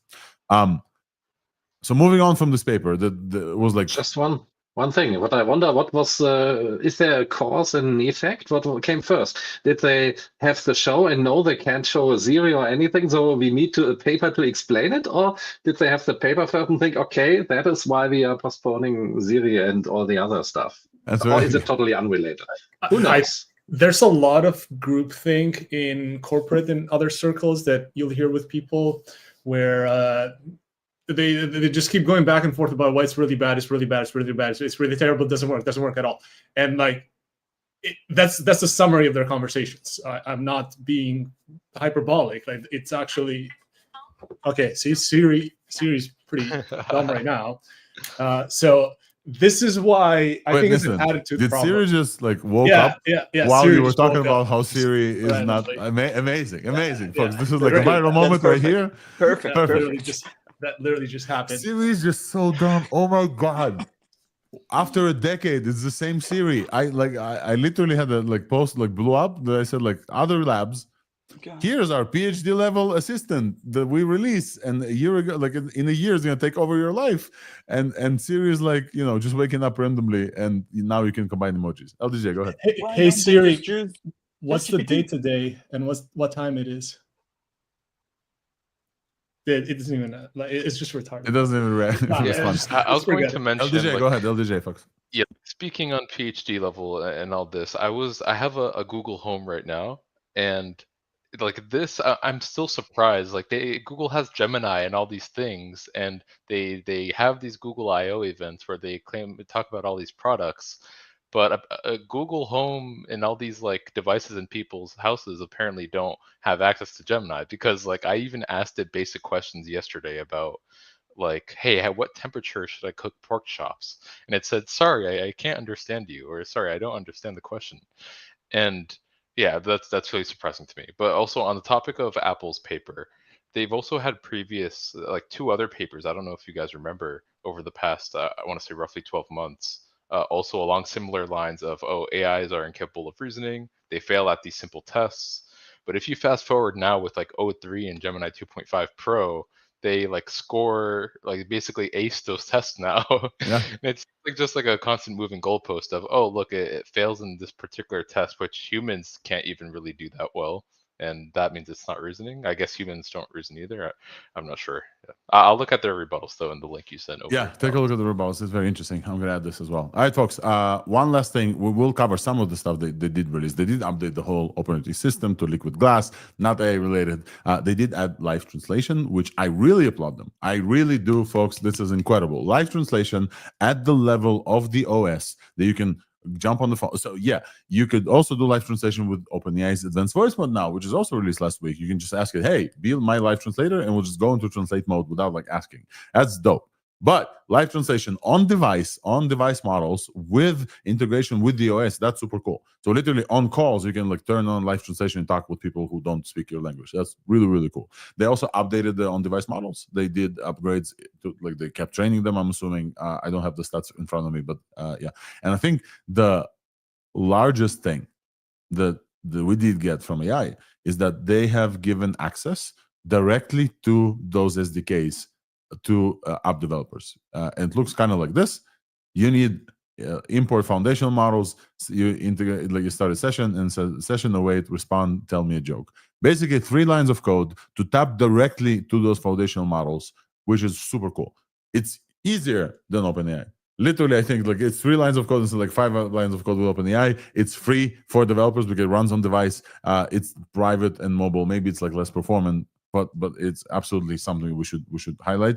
Direct APIs that are allowing people to like tune into those on device models, on device and on cloud. So these models are hybrid. If you guys remember from last year, we covered this. It will start with a 3 billion parameter, like small models with a bunch of LoRa's, and then we'll kind of go up to their private cloud. No sign of true agentic AI in any place. Siri is literally dumb. All right, folks, I think we're moving forward. I think we've talked enough about Apple. I think we're moving forward. I will say, somewhat not related at all, but something of a passion of mine. Vision Pro, which I barely use anyway, like frankly, I barely use. The upgrades to Vision Pro are super cool. They have widgets now, and the widgets are in place. And it's not AI, but it's definitely machine learning. They have walls occlusion now. So you place a widget on this wall, you leave the room, the widget stays in the room, you don't see it anymore. It's like mind-boggling. At one, and the second one I posted on my timeline for those of you who are interested. The personas that they have, which also probably machine learning built into the running on device, they look incredible. They track everything: your eyes, your nose, crinkles, like whatever you face. The personas that they have, definitely worth trying it out if you haven't yet. They look insanely realistic. Like they move above the uncanny valley for me, for sure. So definitely worth the try.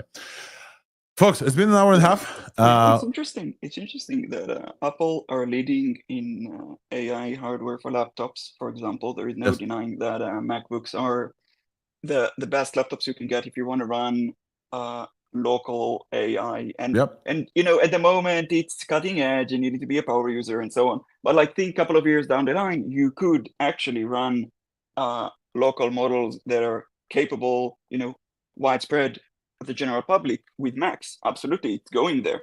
And at the same time, we don't get any AI from Apple, and we know that they are trying.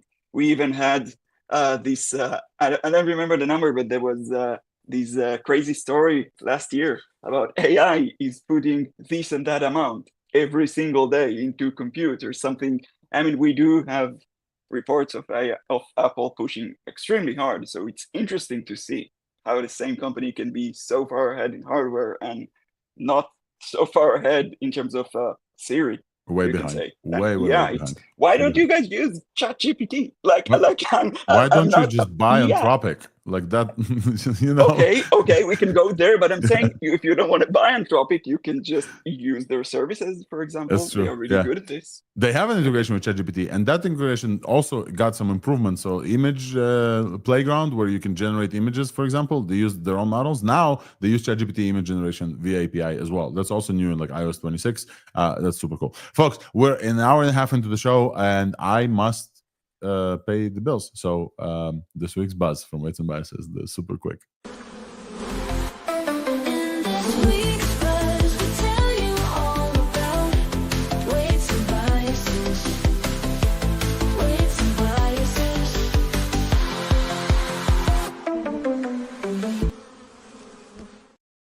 Welcome to this week's Buzz, a corner and Thursday that I, Alex Volkov, and AI evangelist with Weights and Biases, tell you all about the happenings and the updates that happen in the world of Weights and Biases. And this week is officially the week before our premium conference in San Francisco called Fully Connected, and I'm really, really excited to just invite all of you. If you're listening to the show and you don't know what to do on July 18th and 19th, or you have some boring shit to do, don't do it. Come to Fully Connected for us. Like, I think it's going to be a great conference.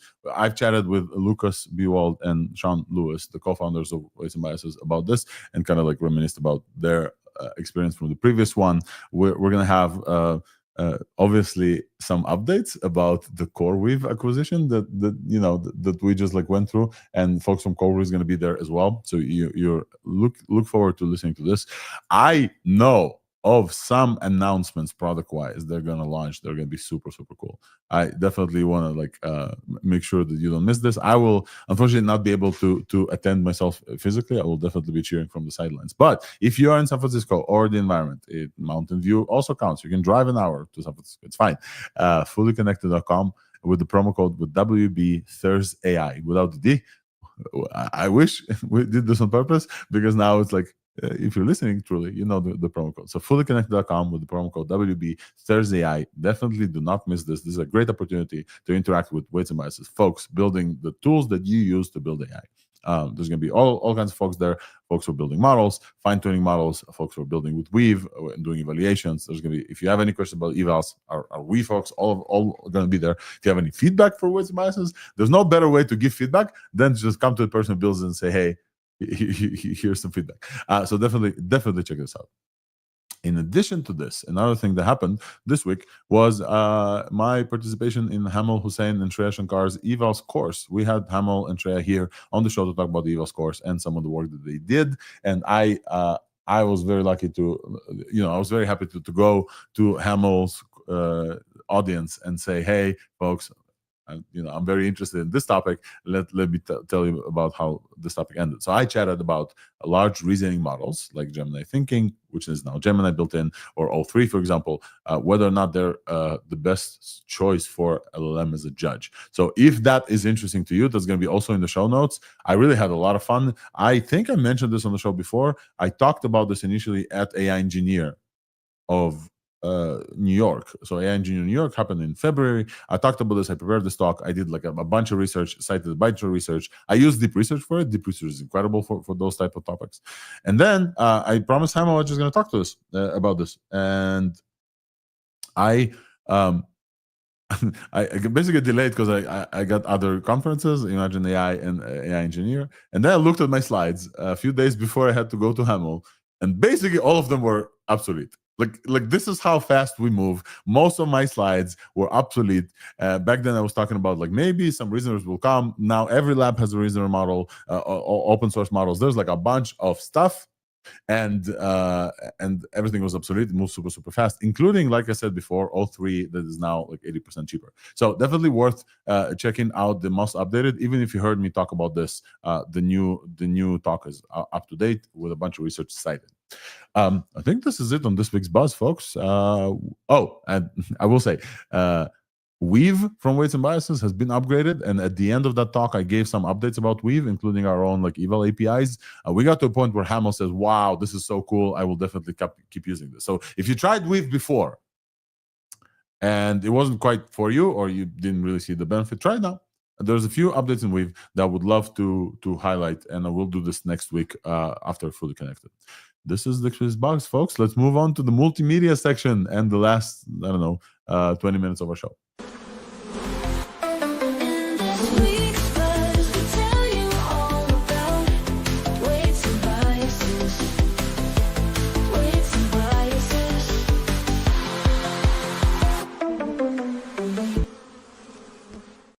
Oh, and it just looks like somebody was on my talk and said, gave me some feedback. It was a great talk. Thank you. I really appreciate Polyspectra. All right, folks, we are moving towards, what should we choose? Vision, video. There's a few updates there. voice and audio, AI art and diffusion, and AI tools. We have 20 minutes to cover a lot of stuff that happened. Let's do video. I think video is like super cool. We know that VO3 is popping up, like people are getting very excited.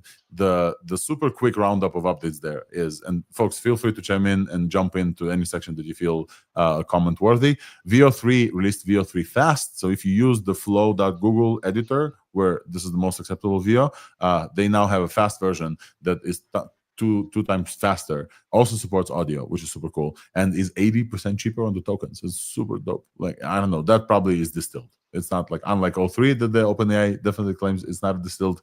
VO3 fast is a distilled version. Some did comparisons. Wolfram, you said something about Europe as well. VO3 Europe. Yeah, we don't have the full or the fast version here officially by Google yet, but we can use the APIs like FAL or Replicate have it. The two I know of, and I've used it on FAL and spent over $100 just for a couple of videos. So $6 for 8-second videos, that's a lot. The quality, but is there's no comparison with the audio and how it reacts to the prompt. It's great. So I could make a full movie if I had a movie budget. Yeah, it's become like a whole thing on social media, and I think there's an NBA ad now generated fully with VO, like, and it's all like, it's crazy. Can't wait for fast to be on the API. Then I can use it even more. And the quality seems to be very good, what I have seen so far from fast. Yeah, it's really not good. even worse. Two other things super quick. Midjourney is about to launch their own video product. Midjourney obviously was one of the top leading image generation models. They have their own unique style, even though based on other labs, they're not in the lead anymore, essentially, but they have a unique style, and their video will have a unique style as well. Midjourney is also is getting sued. Yeah, let's definitely talk about this, right? Midjourney is the first company that is like OpenAI gets sued for multiple. New York Times has like a lawsuit against OpenAI and usage. You know, the thing that they show there is OpenAI can ChatGPT can verbatim spit out like New York Times articles, let's say. And now Disney and Universal, folks from Hollywood, are suing Midjourney out of everyone who does, like, you know, Google has imagined. OpenAI famously giblified the whole world. They chose to sue the smaller of the companies, Midjourney, for major Hollywood because they have the most case, because the case is solid. I mean, you believe the case is solid? Tell me. Look, if you got, I don't know what OpenAI trained on, but if you go to ChatGPT and ask for very deliberate screenshot of a movie that you know, for example, chances are it's going to refuse. It's going to say that it can't, and so on. If you go on Midjourney and blatantly say, I want like a specific frame from a specific movie, chances are you're going to get it. And I think this is the reason why we see the lawsuit starting to fly towards Midjourney. Simply because it's easier to prompt it. And you can, Though I will say, this will probably take a long time. And I gotta wonder what the outcome will be and how much actual things people can, like, you know, Stable Diffusion has been out for a while. It's open source. There's like multiple open source. Flux open source, definitely. You can ask Flux for some Disney imagery. It'll give you stormtroopers. You can go to VO3. I don't know if you know this, like the way people sidestep in VO3 the fact that the character consistency is not fully there is by generating characters with no face. Stormtroopers are incredible characters with no face, right? So there's like a whole vlog of a stormtrooper behind the scenes, like cooking, like, you know, sausages, whatever. There's like there's a whole thing, and like, you know, that comes from Google, and that is like look, but there is a difference between let's generate stormtroopers that are, you know, pop culture. Everyone knows who they are. Yeah, we know they're from Star Wars. Yeah, but a pop culture figure and so on, and generate a specific frame of a specific scene from a specific movie, and it works. It's more direct. You get what I'm saying? It's more direct, and in Midjourney it simply works, and it's that direct, and it simply works. So we'll see what happens with this lawsuit. Other updates in video: Topaz launches Astra, a creative 4K upscaler. I want to show this, folks. Like, this looks dope. I just want to like show you the differences. Can I show the differences? Yeah, you can see kind of the upscaling. You can see this video, and then yoink, and the upscaler kind of like line just makes it look 4K We never spoke about Topaz, but it's a great product. It's an absolutely great product. I don't think we spoke about it on the podcast at all. I don't believe we added this, no. Yeah, but it's great. So everyone that doesn't know about it, go try it out. If you need super resolution, editing, fixing quality issues with images, it's a great product, seriously. So they released it in 2 modes, in precise mode to keep the footage as is, or just like much sharper, or the creative mode. Creative mode like literally just adds details, because they also have a generative model back there. And I find it super cool. They can adjust time frame, slow things down, or speed things up. Just very, very impressive release. And many folks who are using video models, they definitely they want so if you use VO via Flow, you can download the 720, or Google will do the upscaling for you. I think it's even free, like it's built in there to 1080, but not 4K, and not this level of quality. So shout out to Astra. Definitely worth checking out if you're into video generation. Let's talk about voice and audio, folks. I would like to chat with all of you about the new advanced voice mode from OpenAI that they released Friday, I believe. And without too much fanfare said, hey, you may notice the new voice mode. And then many people who I know who talk to me about AI, because, hey, that's as an AI evangelist in your family, people will talk to you about AI. People told me, hey, what's going on with OpenAI's voice? Like, it's weird. OpenAI released a new cadence. Sleepy. It is Sleepy? sleepy. Yeah. There is a new cadence that they compare it to, like more human, natural talking cadence, etc. And I will say, I do not love this cadence. I usually am very, very pro everything advanced voice mode. Obviously, a year ago we got like super excited. Then we got it. Then we played with it. Then it started to sing. Then it stopped singing. Then it started to sing again. Now it stopped singing again. Like there's a whole back and forth with advanced voice mode.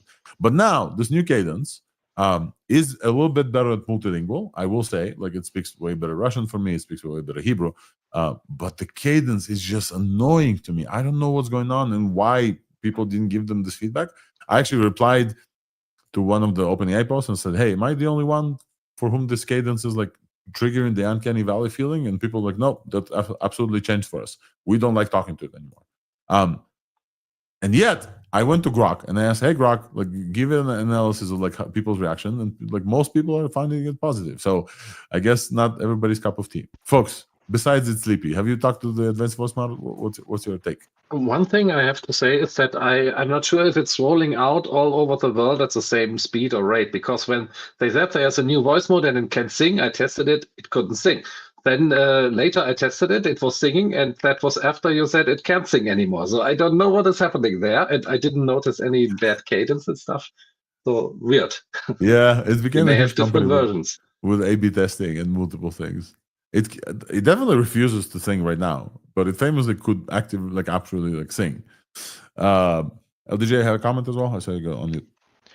Yeah, I tried it last night, and admittedly, last time I've used voice mode prior to then was a while ago, like probably at least a month or two. So, the comparison might be a bit choppy, but it does seem a little bit more natural and closing the gap a little bit more with something like, Maya from Sesame, which I think is probably the overall best one so far, which is, it's lacking in the intelligence. I think it's like only like an 8B or something. Yeah. But yeah, actually, if I could like put my phone with advanced voice mode right now if we want to talk to it for like 30 seconds. Yeah, let's do it. Let's give it 2 questions. All right. Hey, ChatGPT, have you heard of thursdai.news? It's a podcast thing. Famous. Let's look it up on the internet sound. Yes, I've heard of thursdai. It's a podcast where AI evangelist Alex Volkov and experts discuss the latest AI news each week. You can find it on platforms like Apple Podcasts and Spotify.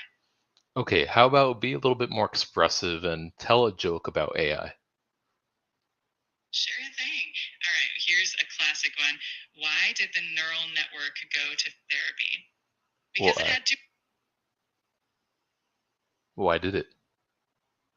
Because sometimes all those hidden layers just need a little bit of emotional unpacking, It's all about that deep learning on the inside. Okay, thank you. Bye. Deep learning on the inside was cool. The thing that it adds, definitely, LDJ, thank you for the live demo. The thing that it adds, it breathes. Like you can hear it like go like sometimes. They added laughing, natural laughing, like it just like laughed on its own. They added like a bunch of stuff. It was singing. It was singing and laughing at the same time, so that was cool. Yeah. But something, I don't know, about the cadence. I basically, if anybody from OpenAI is listening, I would love it if you guys don't update all of the voices to the new model. Give me a new voice from the new model and give me the previous voice from the previous model. Let me switch and test it out and play with it. Like it's weird to me because Wolfram, when I talk to you, you with your beautiful German accent, I know how you're gonna sound next week because that's the person that you are. So the relationship we're building is built on the trust that you're gonna be the same next week. These models don't need to keep changing under our feet all the time. Like I'm building, like my kids talk to this. Like there's a rapport built in. Don't friggin' switch the model under me. Give me an option to like decide when you get an update. Well, if we're already talking to OpenAI, I think it pretty much goes, same week, same thing. Just transparency, guys. That's all. You can change whatever you want. Just transparency. That's it. I love this. I don't need my AI to breathe. I don't need my AI to breathe. This is a great comment. All right, folks. Yeah. So definitely, if you didn't notice the releases, also sometimes transparency is very, very important. People don't even know these models get updated. So definitely worth knowing about this and playing around. Give us your feedback as well in comments. If you like it or you don't like it, give us your feedback. LDJ, go ahead.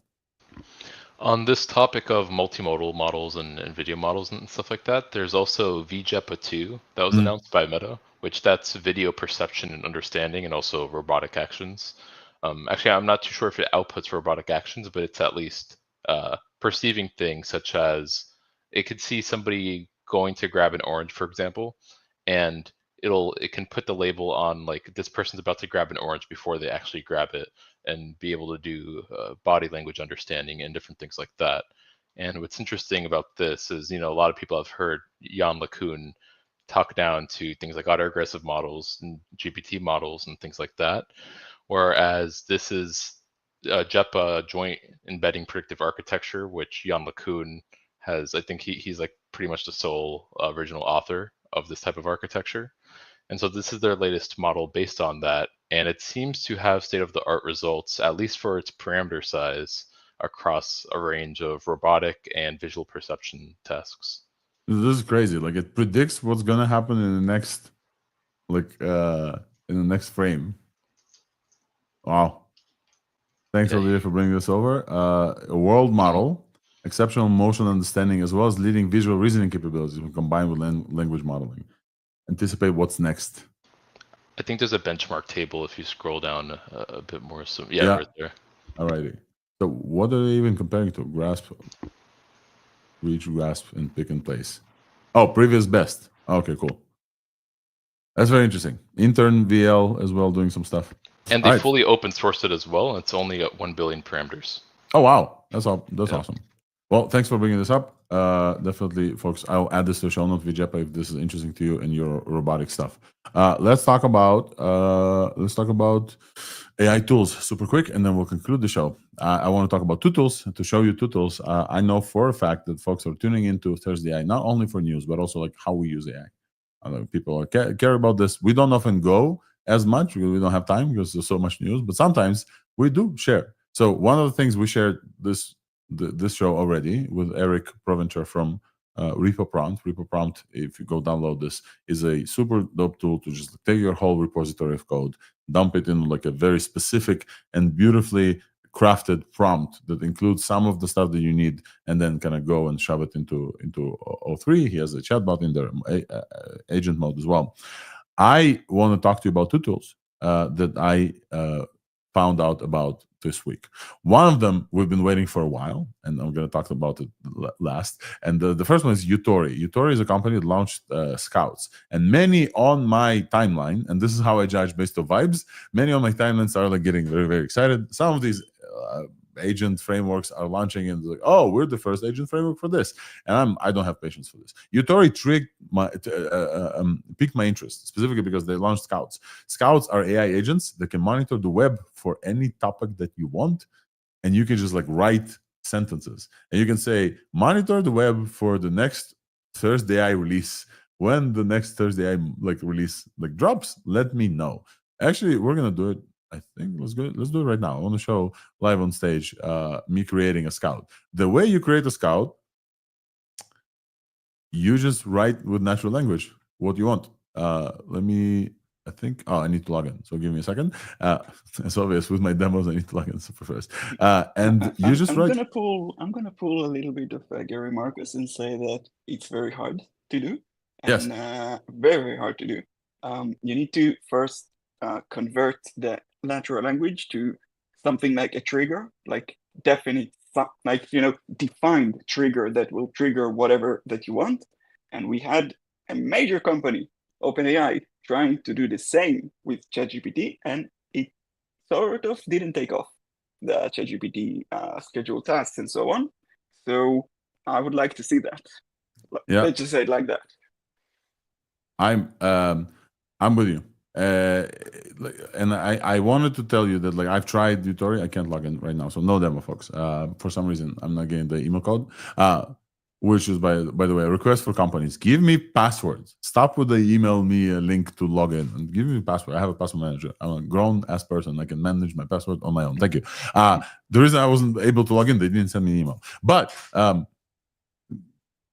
I've tried, I've seen an example of the Utori founders saying they had an agent that asks for major changes in the AI Labs leadership, and it caught the news about Jack Ray moving and Alex Wang moving. So I think Nice. the trigger there specifically is kind of they scour the news, read the news for you. I think they focus on TechCrunch and multiple things. That's my feedback, but it was super cool. We have breaking news, folks. Breaking news. That's awesome. I've been waiting for breaking news for a while. I don't think I've hit the button in so long. AI breaking news. I have to go. Coming at you only on ThursdaiI. I think, Wolfram, you highlighted this out. You want to take this one? Yeah, okay. So OpenAI, for now it's 20 minutes ago, or a bit more, they made an update for the projects feature where you can, for example, have your custom prompts and your stuff. And now it does a deep research support, has voice mode support, improved memory for reference past chats in projects. That is an interesting topic where I can say something about memory control at projects. Yeah, we should talk and about file upload and access the model selector on mobile, which is also nice to have feature parity. But the memory is always an issue, because it is great if the AI has access to relevant memories, but of course, if it has access to all the memories, that can confuse the AI. So if you have a project and it has memory and only references the chats inside the project, that could be a work context, the other could be a personal context, a health context, whatever, that would allow more and better memory management. So that is cool if you can do that. That's very cool. Specifically, projects from OpenAI is a feature of ChatGPT where projects keep chats and files and custom instructions in one place. So you can have one project for thursdai, for example, and you don't have to repeat the same system messages, etc. You can just dump them, and all the chats will get this access. Or again, with the thursdai example, if I want ChatGPT to help me with the TLDR section, right? I can upload previous versions of the newsletter and then have them in the project. So every time, sorry, what's going on? Every time I open a new chat, all of that context will be there. So now what are we getting supported? Now we're getting supported deep research within the project. So including voice mode. Voice mode is super cool because you can scope down conversations. Memory to reference past chats in projects. That is big. That is my main feature from this, because the others, you were lacking the features. Now they are there. That's great. Yeah. It doesn't change. Yeah, it changes a bit, but you are used to the features. But having this memory, encapsulated memory, if I'm understanding this correctly, right? This is memory per thing. Yeah, you have memory for all the chats. You have memory for the specific memories that are formulated that you can control, and now you have memory related to the projects. Yeah, LDJ. The more control is always better in AI things, because the context is what matters. I mean, the context, you can control the context. That is very important for quality. Yeah, they say here improved memory to reference past chats and projects. So I guess it's insulated to the project, but it can like usually when you're doing a regular chat now with the current advanced memory feature that most people have access to, it's able to reference any past chat that you've had. And so I guess here it'll be isolated to the project, but the past chats within that project. I want to. I kind of thought they already had that to an extent, but I guess not. Folks, there's something we didn't discuss about OpenAI, and I blew my mind that it's possible. Somebody asked me if it's possible. I was like, I think I remember something. I think it got buried with like Gemini News, etc. OpenAI has added connectors to most things in the world. Connectors like Gmail. Listen, you need to go. Cheers, man. I appreciate it. Folks, yeah, we're at exactly 2 hours, but like I'll finish on this because I think it's huge. Go ahead. Can I quickly, because I looked at the FAQ, how does memory work in projects? I can yes, quickly please. Yeah, pick it up. In addition to saved memories, these are the specific ones, ChatGPT can reference previous chats within a project to deliver more relevant focused responses. When you ask a question in a project, ChatGPT prioritizes the project chats and files. So it is specifically to focus it. And that is more relevant. More control. Yeah. You remember we chatted with Jack Ray about this and personalization. Like he asked, like, what else would you guys need to do? And it's like, hey, personalization is great. Like ChatGPT has all my memories, whatever. And they specifically talked about this. Maybe the Logan piece didn't come through the recording, where personalization is hard because of the temporal importance, right? So we as humans, like we prioritize like later like stuff that just happened recently more over like something that happened like a while ago. In ChatGPT, if they don't understand this like context or like AI like things, then it's going to be problematic because like you don't want it to that's what Jack Ray and Logan told us basically. You don't want it to highlight something that, like you said 5 years ago in the chat to be more important like a recent thing. So definitely very interesting. Folks, 2 hours. Before we go, I want to highlight this one thing.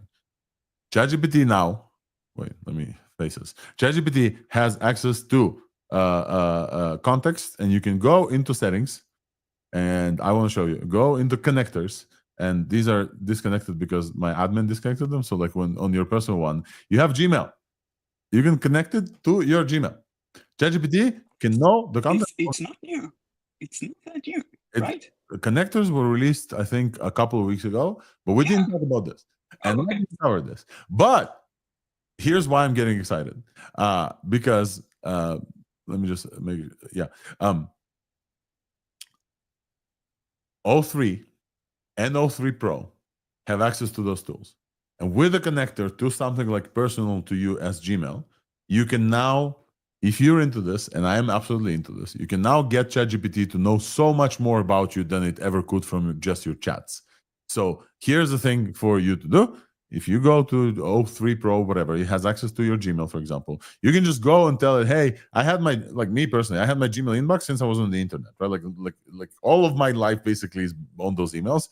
And I asked it to do a deep dive report on me and my psyche and my progress as a professional and my like moves across the world, like different things. And it went and did a good job. It didn't do it doesn't rag on those emails as much as it rags on your memories, right? So you need to like pull it out so it goes and searches. I think you can even do deep research. And you can also do deep research, and deep research will do like significantly more. So you can basically, what I'm saying is via these connectors, transfer some of the knowledge that's hidden within your emails into the context of ChatGPT, so ChatGPT will know you better. Or you can say, hey, in the style of those emails, for example, that I received, or in the style of like reports. One thing that just came up to me just now, I always reference previous thursdai's as like hey, here's how I like to do things. They are getting sent to me as emails. Now I technically can say, hey, go to the email, if like read those and have them as context. So basically those connectors, dope, they connect to different things like Google Drive as well, and Box, and like different things. Not new, but we didn't cover them, and I think those are huge. Specifically the personal context via email within the memories, I think it's huge. I think this is a good. More than that, it's just useful. It's just a useful tool. Absolutely. Yeah. I want to take that ChatGPT, give it a folder, and like have discussion over the folder, even professionally. There are so many use cases for that. It's extremely useful. Absolutely. It's a very positive thing, and it's great that it integrated into their product. I'm by the way huge OpenAI simp about product management. Their product is absolutely superb, absolutely phenomenal.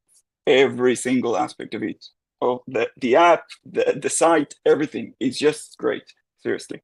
the desktop app doesn't allow you to paste as much context as the web. So the web is actually better than the desktop app. So folks, next time you try paste something and like the desktop says it's too much, go to the web app. I think Eric, our guest from the show before, has mentioned this as well. Alrighty, folks, this is it. This is the show. We haven't covered like multiple other things, but I think we got like the most of it. We didn't get to Cartesian Racing Ink Whisper, but if you are into real-time voice AI, this is Whisper optimized for real-time chat and not for speed of transcription. Real-time chat has different requirements. You all know Quinn Kramer from our voice expert that comes. Like the Ink Whisper integrates with Daily, which is and Pipecat, which is their open source as well. Shreya, also friends of the pod from a long time ago. They really like Vic and Diego. Shout out to Vic and Diego, friends of mine who like helped me out before Thursday. I was like even the thing. They have an incredible creative tool called Shreya, and they just released their own model called Shreya 1. Shreya 1, it's coming out, I think, next week. They gave me some early access. It's first generation. They claim it's the first image gen model targeting the persistent flaws of existing AI art. Soft textures, generic styles, and lack of compositional depth. So they have been working with multiple folks, and now they trained their own model. We're going to take a look at this probably next week because it's interesting.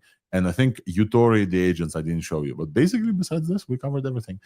With this said, after 2 hours and 5 minutes, folks, thank you so much for joining ThursdaiI. We have a little bit over 1,000 folks joining us all across the entities and like digital platforms. I really appreciate your time here. I had multiple encounters at AI Engineer last week. Yeah, you as well.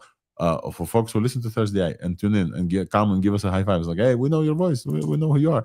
Really appreciate you tuning in and giving us feedback and sending us comments and telling us, hey, Alex, your microphone's off when I'm talking to fucking Logan Kilpatrick from Google. Thank you for that one person who saved at least half of that interview. God damn it. So I really, really appreciate the community here. We really try to give you the best roundup of news that's possible with some energy and excitement as well. If you missed any part of the show, ThursdaiI is available as a newsletter and a podcast. Really work hard, and I'm really kind of Sherlocked into this name. So like it comes out on Thursday, no matter what.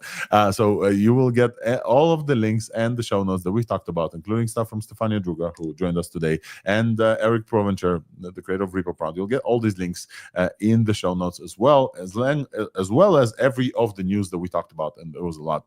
So you'll get everything, so you don't miss it.